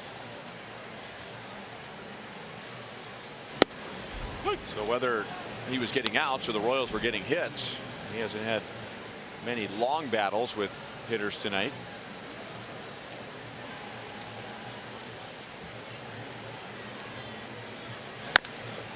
Chopped to short. Saladino, low throw, handled by Abreu. And Cuthbert is 1 for 3. Let's go to Joel. Well, we had a chance to visit with Hunter Dozier on Hy-Vee Royals Live today, and it's interesting because, you know, Whit Merrifield was sent down to the minors, came back recently, he got his game back in order, but his trip to the minors also might have been a benefit for many other young up-and-coming Royals. And we'll hear from Hunter Dozier about that in just a moment here after the first pitch, but Dozier saying he benefited. When Whit came down, he helped out a lot. He talked about how the big leagues were, the pitching and everything, and He's doing the same thing for me now. If I have any questions, I kind of just go to him. So a benefit for many of them to have Witt go down. Obviously Witt wanted to stay, but everything has worked out for the better. And when you talk about the way that game ended last night, Ryan and Hud, you've talked so much about what a fun ninth inning it was on such a bad night. The final group that was out there, Colon, Mondesi, Gore, Burns, Dozier, Merrifield, Nava, and Cruz, Pounders pitching. Every one of them this year played for Brian Polberg, and Whit Merrifield now leading the way with that group. That's right. You know what? Whitley's turning into a veteran quickly, and that's what happens in this game. There's Poley. Good job, Brian. Ooh, tough. That's number 8 for Sale. Yeah, Merrifield plays like a veteran. Absolutely. I imagine there have been very few conversations with him and a coach about a mental mistake. You're going to make physical mistakes at this level, but going back to his days in Little League and talking to his father, I mean, he was just always in the right place at the right time. Yep, and you know, you play that many years in the minors that he has, Whitley, you learn how to play the game down there, and plus he played at a high level in Division I college.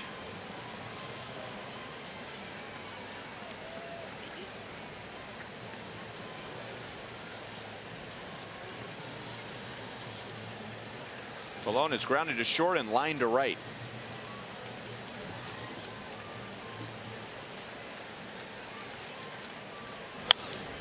That's out of play.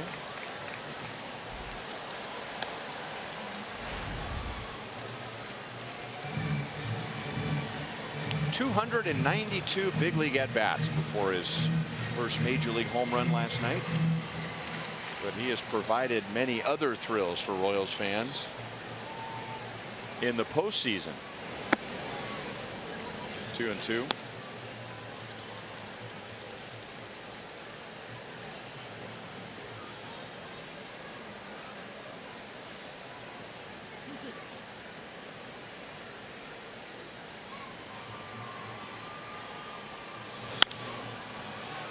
Out to Frazier on 2 hops. And Sale has a quick bottom of the 7th inning. To the 8th. The Royals lead the White Sox 4-2.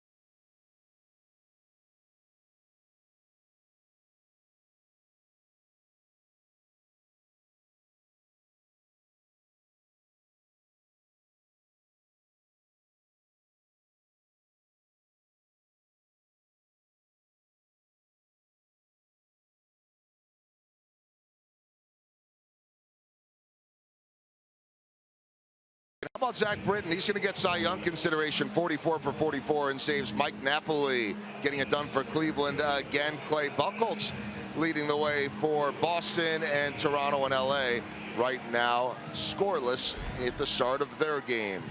Premier Mazda game break. We told you last night that Billy Butler made a nice Yankees debut, with the last lap came on a walk-off from Hanley Ramirez, and Hanley getting it done again tonight as the Red Sox, you know, they're loving it in Boston anytime that they beat the Yankees 7-4. And that one, Gerard Dyson entering the game in center field. Ryan? All right, Joel, and in doing that, Billy Burns shifts over to right. So Dyson will hit in the 8th spot, which belonged to Hunter Dozier. Kelvin Herrera needed just 1 pitch to get out of the 7th inning. And now ball 1 to Melky Cabrera to begin the 8th.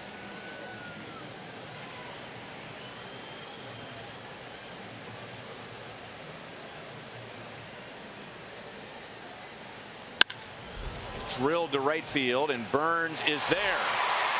I'll bet that ball changed direction about 3 different times. You can't square a ball up any better than that. And for Burns, when that ball was hit at him like that, he froze for a split second and then had to react. If he didn't come in, he's not going to make this play. Excellent judgment, good read, sinking liner, had to leave his feet. Good play. Now, Dozier would have been a tester for him had he been out there, but Ned Yost says, you know what, I think we'll give him a break, and we'll get in some experienced outfielders there at this level. Good move. I'm not saying Dozier couldn't have made that play, but that would have been a heck of a tester for him.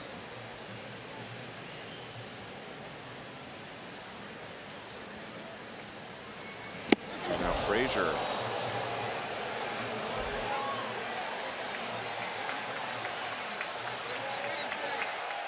Frazier thinks it was intentional. Salvi Perez saying, look, I called the pitch. Herrera, like any smart pitcher, not tipping his hand. Hey, make him think it was intentional. Yeah, man, that was way too close to the chin. That'll wake you up, I guarantee you. At that velocity, whew. 97 coming at your noggin. That'll get your attention.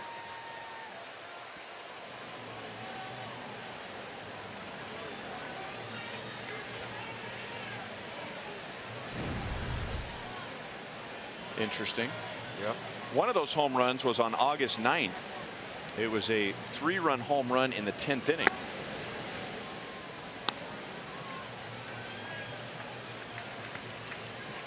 Some hitters that'll wake you up, others it'll make you a little timid.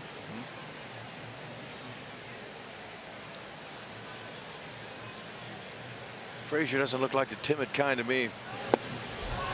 Well, you get him to chase a pitch like that, and maybe that was out of frustration. That's right, but still, you know what? The first pitch now is way too close to the shoulders and above.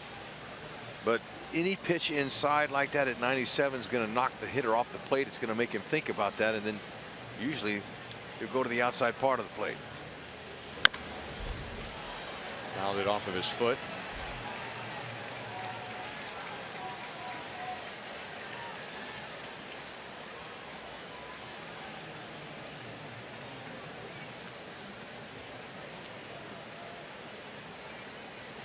I remember Monty telling me a story about a pitch getting away from him, facing a former teammate. Up and in, just like to Frazier, and he hit the deck, dirt on his face, helmet goes rolling away. And that's fair. And now Frazier's 3 for 3 against Herrera, all extra base hits.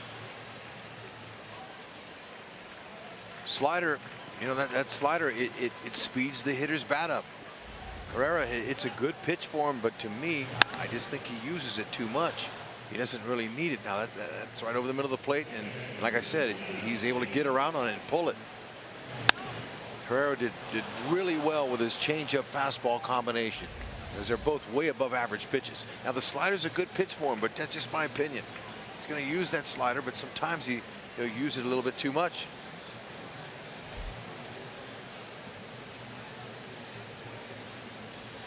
That brings up the potential tying run in Alex Avila.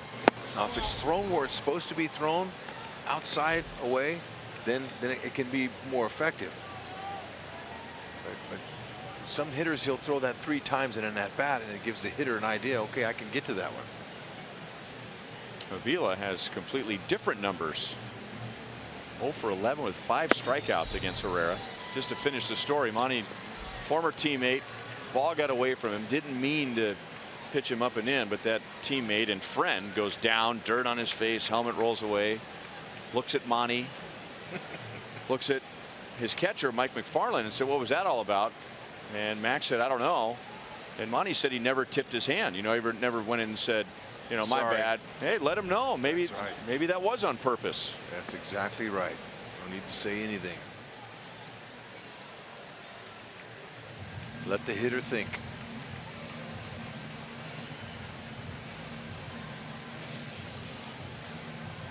Unforgettable games, undeniable greatness, and unstoppable drama. The 2016 postseason begins October 4th. Go to MLB.com/postseason for a full schedule. We all know what that's about.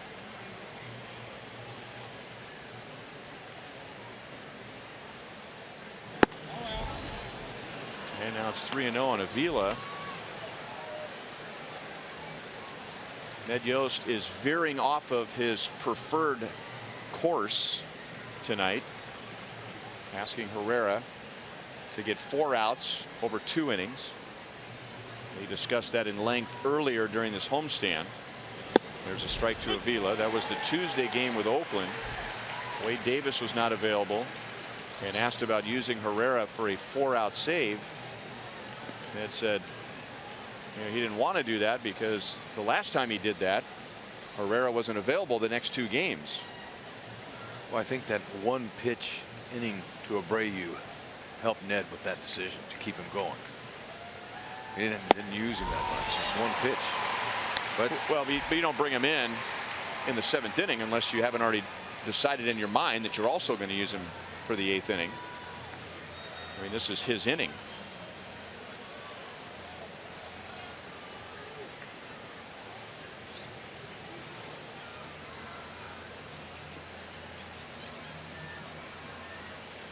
Three and 2 on Avila. And that's line to center field. Frazier is going to be waved home. And he will be safe. It's a 4-3 game, and that's 3 hard hit balls. Remember, the out of the inning was a line drive to Billy Burns in right field.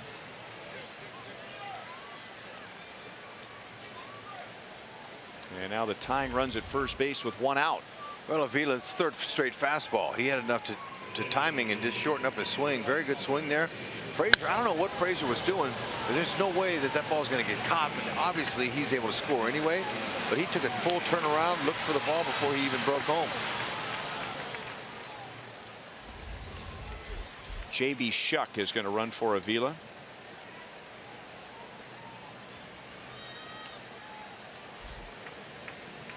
The difference, and we'll let Ned answer for himself after the game if the question comes up. The difference would be that the game on Tuesday, Herrera had just pitched 2 days prior to that and the day before that. Now he comes in tonight and he hasn't pitched since Sunday. So maybe the feeling that there's a little extra fuel in the tank. That's right. And he can handle going more than 1 inning.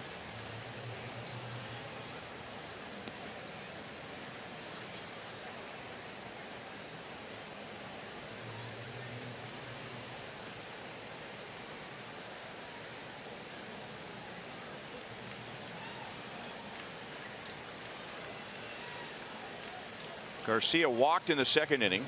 Since then, he is grounded to 2nd and struck out. Shuck isn't exactly a base stealing threat, although he will go. Just got 3 steals. Caught 3 times.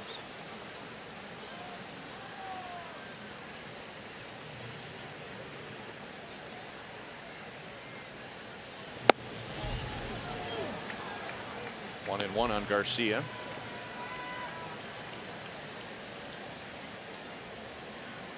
This is where the Royals have dominated the White Sox this year. Overall, the Royals are 11-4 against Chicago, but even with the White Sox run here in the 8th, the Royals have still outscored the White Sox by 18 runs. from the 7th inning on. 29-11 from the 7th inning and later. The Royals bullpen is perfect in save opportunities this year against the White Sox. The White Sox bullpen is 3 out of 10 in save opportunities. And Chris Sale, with 90 pitches through 7 innings, is ready to go out for the bottom of the 8th. There's nobody warming up in the White Sox pen. Herrera overthrew that pitch, and it's 2 balls and 2 strikes.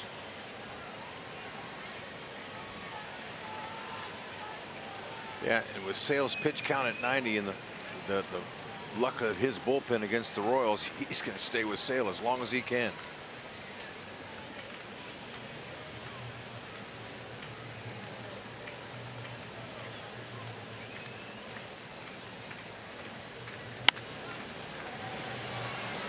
Long run Burns, long run Cologne, and it drops untouched,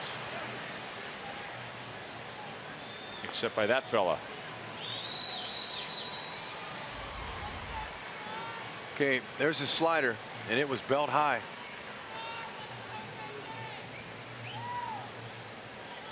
Put it in the right place.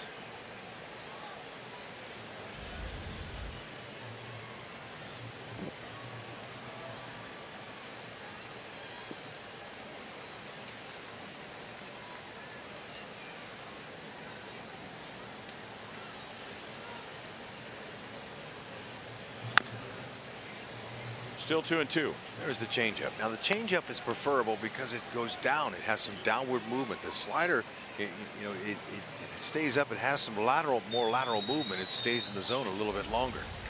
So that changeup's a better pitch in this situation, especially to bring a ground ball with 1 out here.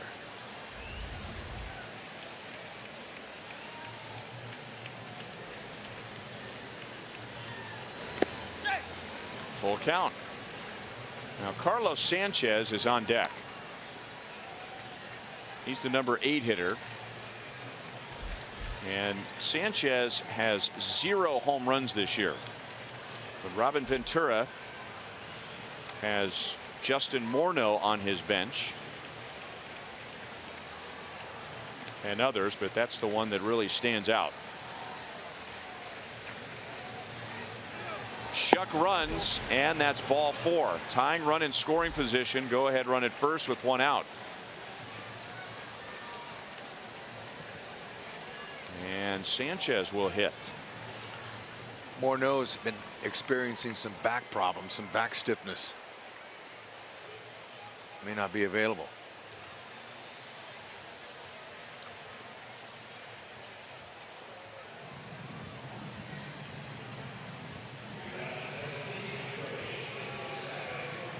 There he is. Looks like he doesn't even have a jersey on. Has a windbreaker over a t-shirt. This would be a perfect situation for him. So Herrera in this inning has faced 4 batters. He's allowed a line out to right, a double to left, a single to center, and a walk.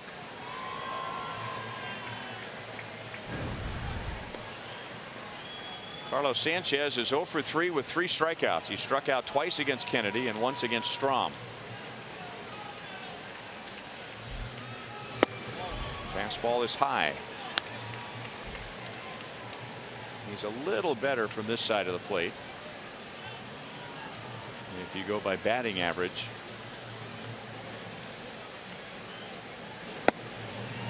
1-1.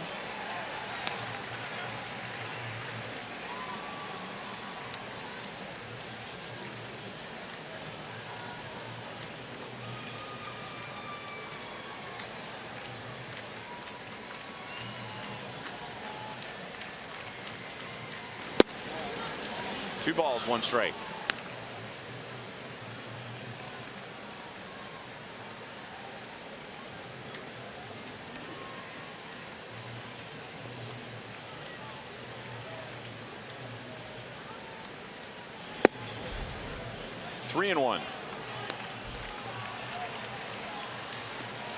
Can't walk this guy. That's a 181 hitter at the plate. Just saying, you know, you got your 8 and 9 hitters coming up. Herrera needs to rear back and throw it, take his chances.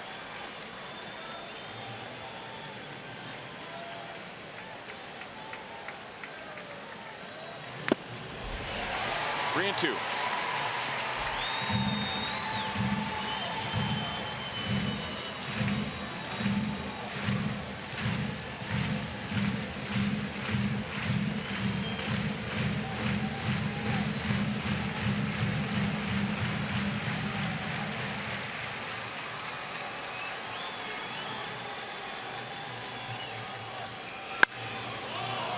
High and deep into the right field corner. And that is the first home run of the season for Carlos Sanchez.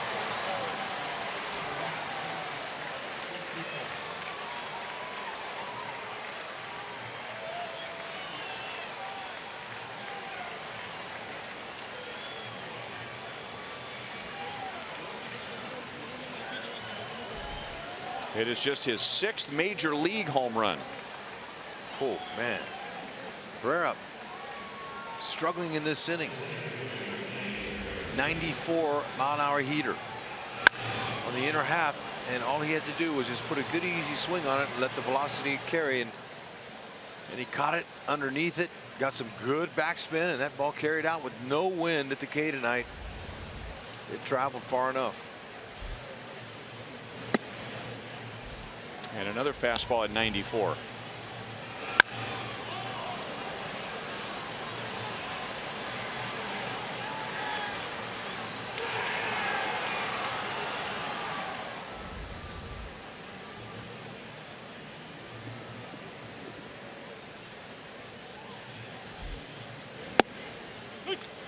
One and one on Garcia.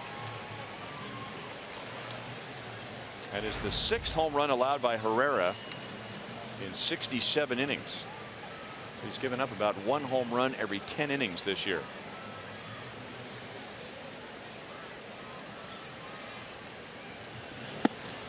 There's a good changeup, 1 and 2. So in this inning, Herrera has given up a line out to right, a double to left, a single to center, a walk, and a 3-run home run. And he was doing what he wanted to do, but it was just elevated, and it was on the inner half. That's the 2nd out of the 8th. Any hitter with a bat in his hand can hurt you.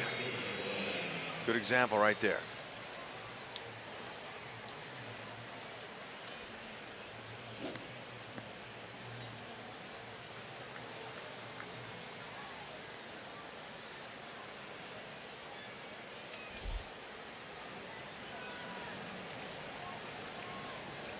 And now Adam Eaton, who is 1 for 4.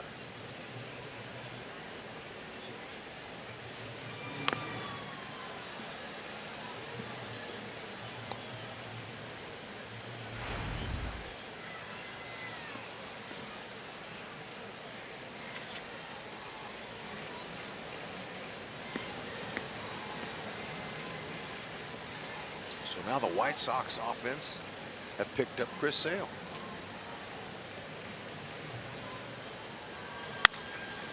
And that's line to center field. So the 2 outs in the inning, or 2 of the 3 outs in the inning, are line outs to the outfield. And the White Sox stun the Royals with 4 runs in the 8th inning. Carlos Sanchez hits a 3-run home run.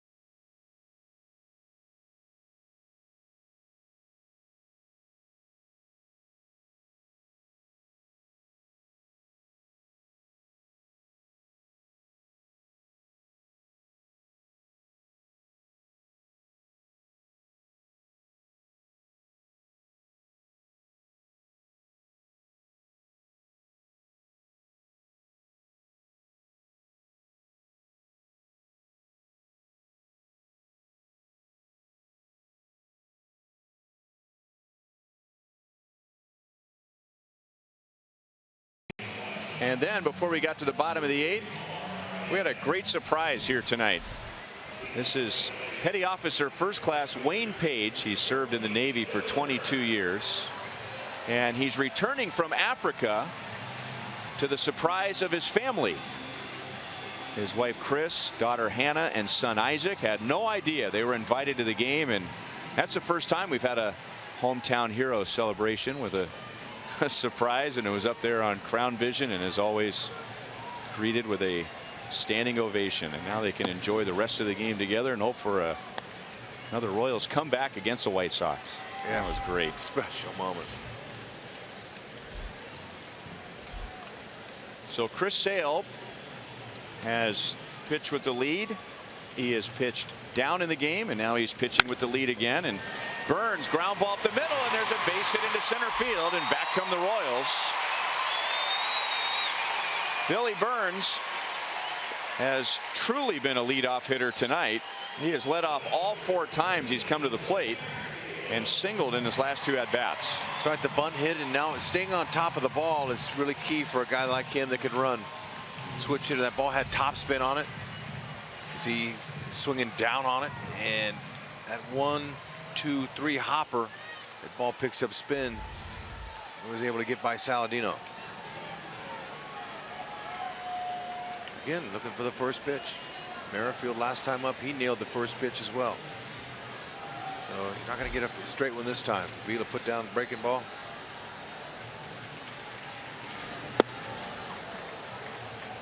Ball 1 to Witt.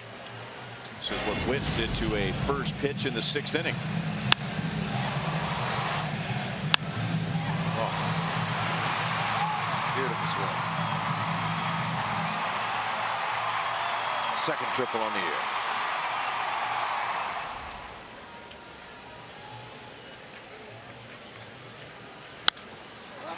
Got him to pop it up.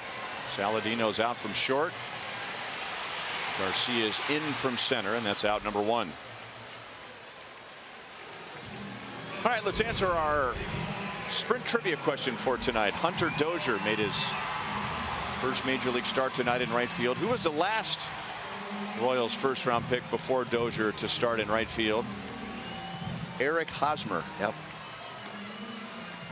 Trick question. In 2013 at the Mets.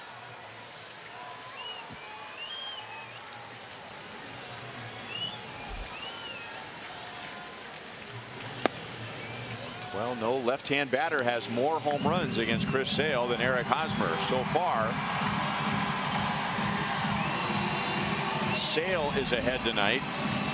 Hosmer is grounded to short, grounded back to Sale, and struck out. Sale has thrown 95 pitches, and they're working now in the White Sox bullpen. Nate Jones loosening up, and looks like he's ready to go.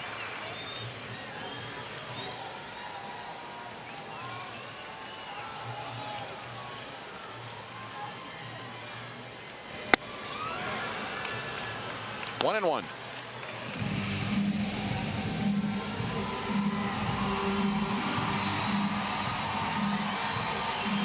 Yep, that's a difficult pitch to try to even foul off.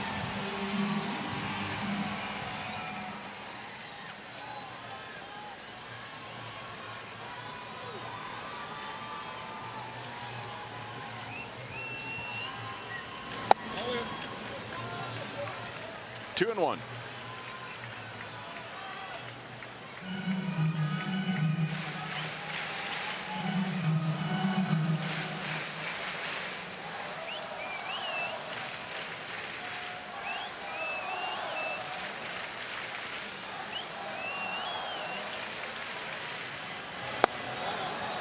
Three balls, one strike with Morales on deck. 98 pitches for Sale. Well, this time of the game here, with ahead by 2 runs, Sale's going to be really careful. I don't know if he's going to want to give Haas a fastball. You can see where he's missed down off the plate. He's real nervous. Well, not real nervous, but he's very careful with Haas.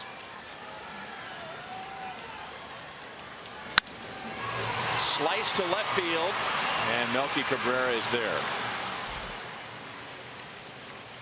2 down.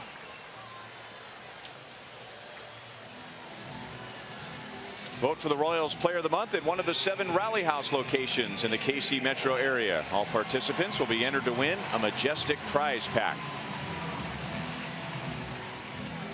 99 pitches. It's not a lot for Chris Sale, but it's the 5 starts prior to this. And those previous 5 starts, 118, 118, 111, 120, and 120. Most pitches and innings of any major leaguer over that 5-start stretch. And a fastball's in for a strike to Morales. Kendry struck out his first 2 times, and it's been a struggle for him mostly in his career against Sale. But in the 6th inning, he singled to left field, driving the Royals' 4th run, and at that point the Royals had a 4-2 lead. Popped up to right field. Eaton wants it, and that's it in the bottom of the 8th. Chris Sale, 101 pitches, allows 4 runs over 8 innings.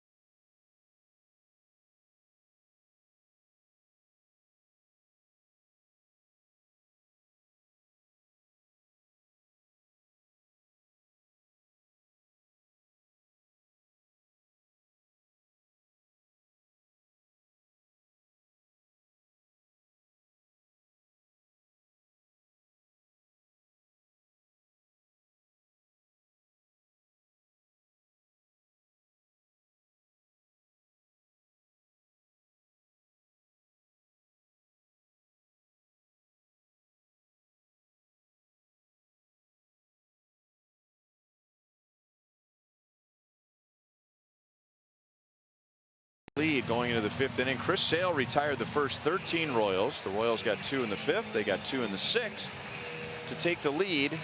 And then the White Sox scored 4 against Kelvin Herrera in the top of the 8th inning. Alex Avila drove in 1. And this is Carlos Sanchez with our Dodge drive of the game. A 3-run blast. His first home run of the year. Yeah, I mean, who would have thunk it, him coming in to hit there? I was talking about Herrera, just challenge him and take your chances, and he did, and the kid got him. Timely hit for him. So it's Peter Moylan trying to hold the White Sox at 6 runs as he'll pitch the top of the 9th, and he'll get Saladino, Abreu, and Cabrera.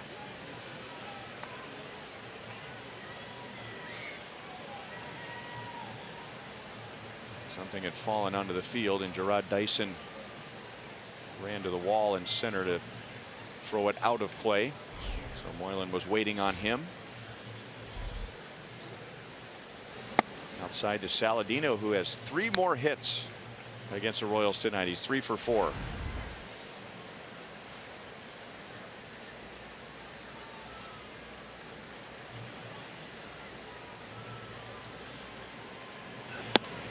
Good. 1-1. Sinker slider. Moreland's 2 pitches.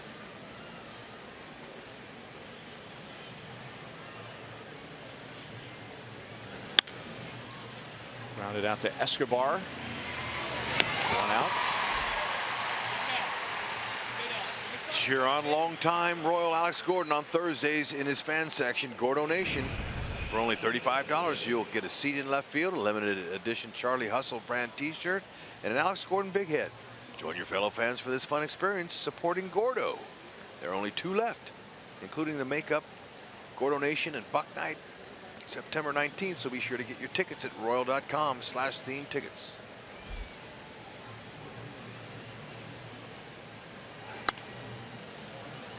Fouled away by Abreu.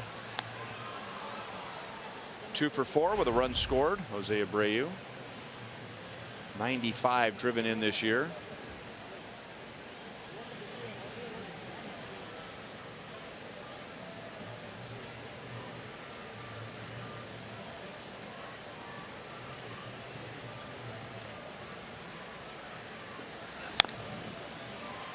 Big rip. 0-2. Might have earned himself a slider there after that swing.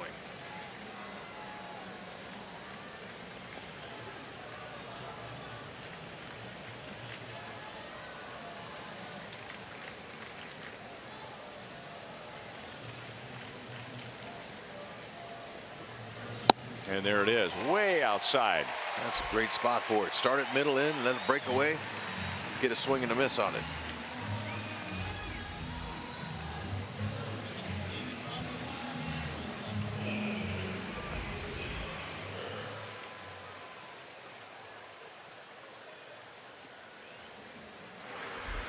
David Robertson warms up in the White Sox bullpen. And he looks like he's just now getting loose, which might lead you to believe that Chris Sale is going to come out for the 9th inning. I'll bet he comes out. Deep right center field. Burns at the wall, and Melky Cabrera makes it a 7-4 game. Some kind of hitter. Dangerous. Every time he comes up, you're wondering, oh man, he really competes in his at-bats. You see Sale stretching his arm out.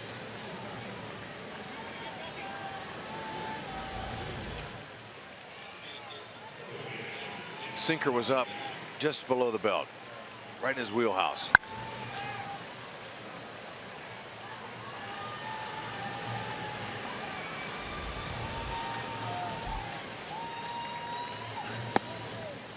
Inside to Frazier. Frazier got that 4-run rally started in the 8th inning.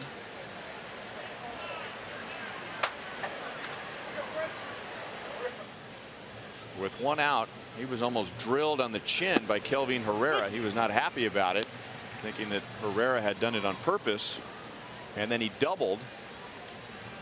And that was the first of 4 straight reaching and scoring for the White Sox to take the lead.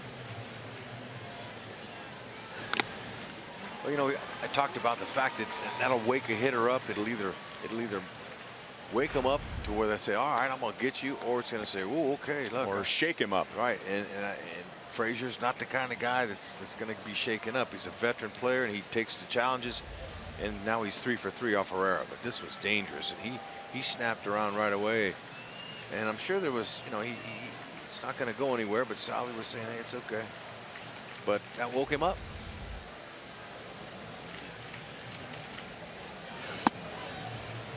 Outside, 2-2.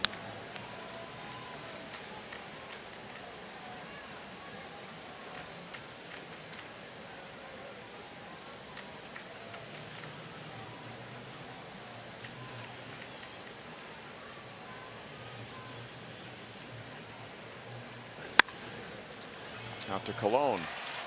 Inning over, we think. Hosmer comes down on the bag. White Sox get another run on the Melky Cabrera home run. Will it be Sale or will it be Robertson?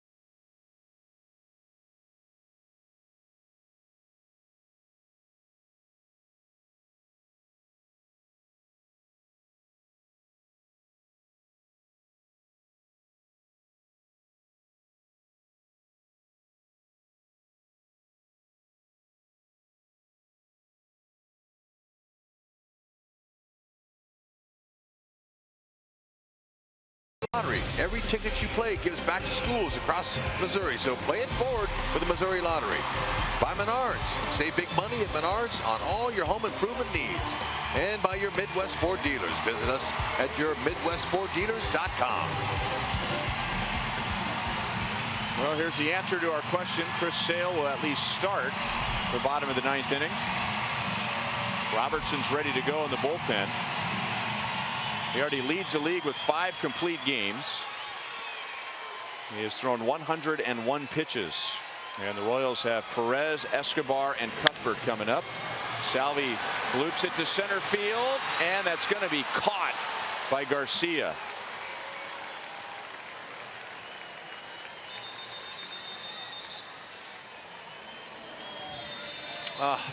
Garcia, he wasn't sure how hard it was hit. Watch him up there in center field. He's going to pause for a split second, get the read, realize it's off the end of the bat, comes in, makes a nice catch.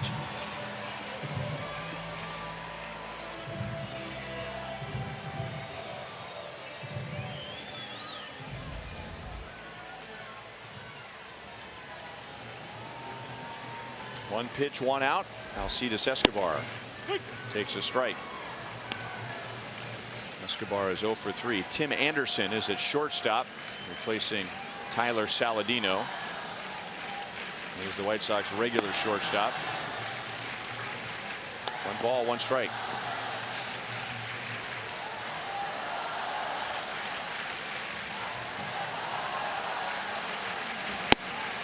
One and 2. Well, Robin Ventura has his ace on the mound, 101 pitches, and the White Sox have 28 blown saves this year, 2nd most in franchise history.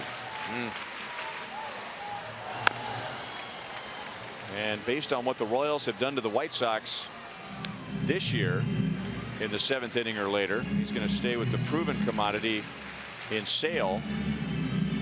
When this game began, the Royals in the first 15 games of the season series had outscored the White Sox 29-10 in the 7th inning or later, but tonight it's the White Sox outscoring the Royals 5-0 in the 7th inning or later. 2-2 on Escobar. Royals unable to shake those late innings here at the Kauffman Stadium. Been highly unusual for this ball club.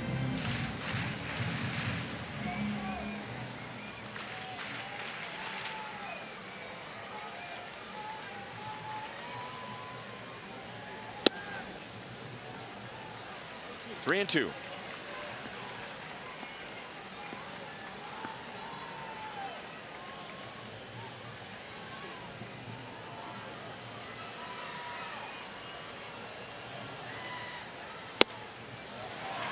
A man on with 1 out.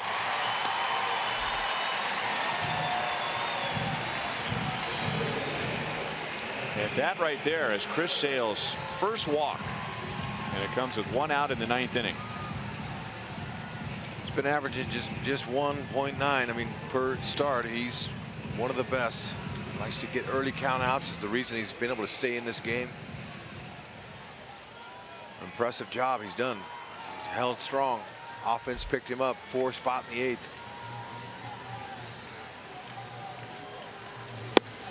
8th. A strike to Cuthbert. He's 1 for 3 with a double against Sale tonight, and a run scored.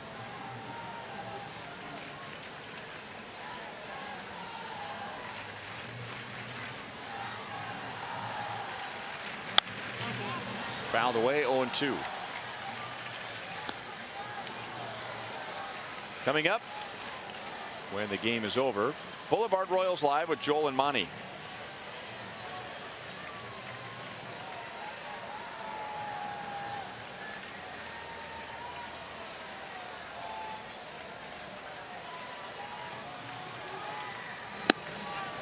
Foul tip and a strikeout, and now 2 down. This game had all the feel of a very typical Royals victory. Down early, and then the Royals rally when facing a good pitcher. A crack in the armor, and the Royals take full advantage of it. 2 in the 5th to tie, 2 in the 6th to go ahead. and handed off to the bullpen, but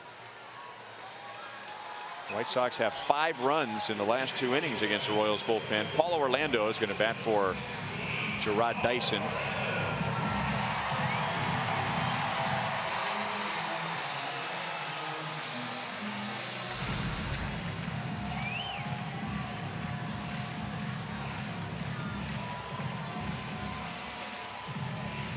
Paulo 2 for 4 off the bench this year as a pinch hitter for Ned. Down to the last out.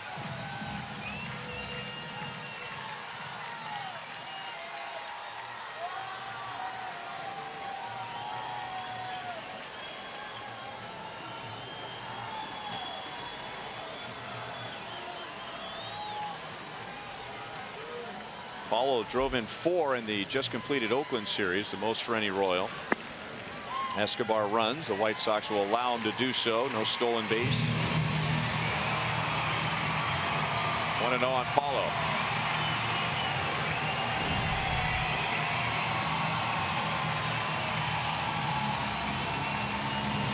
Had a lot of success against Chris Sale, but he has 19 at-bats. So a pretty good idea of what he's going to see here. Sale's at 113 pitches.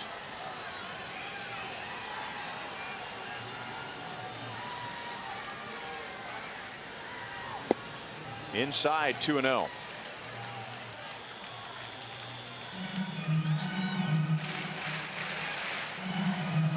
Mention all the pitches that Sale has thrown, and now we could say his last 6 starts, including tonight.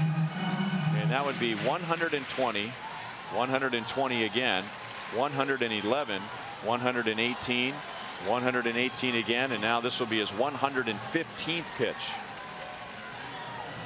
And by today's standards, that's a lot. I mean, he's venturing into Justin Verlander's days when Jim Leland was manager of the Tigers. That's right. Got a rubber arm.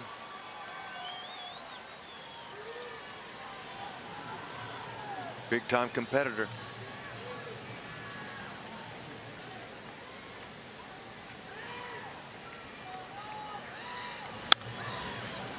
Two and two.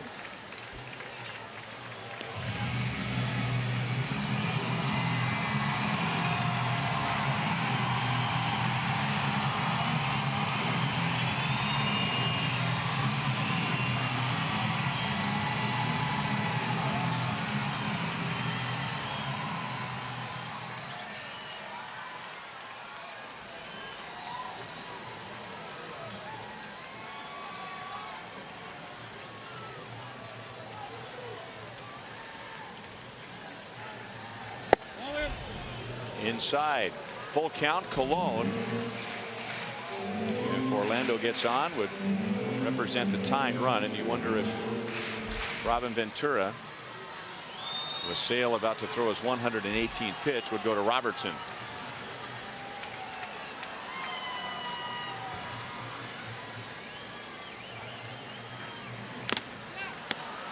And Paulo is still alive. Narvaez was not able to hang on to it. So he's thrown at least 118 pitches in each of his last 3 starts. And 118 pitches in at least 5 of his last 6 starts. Well, you know, throwing 3/4 down here, not as much stress on the elbow and the shoulder, but he's built for it. Look at him. He's 6'6". He's tall and lean and lanky, and he's a gamer. You put all that together and his success he's had, he's a beast. And the game is over. Chris Sale goes 9. Carlos Sanchez hits a huge home run, a 3-run shot. And the White Sox 4-run 8th inning. They add a run in the 9th.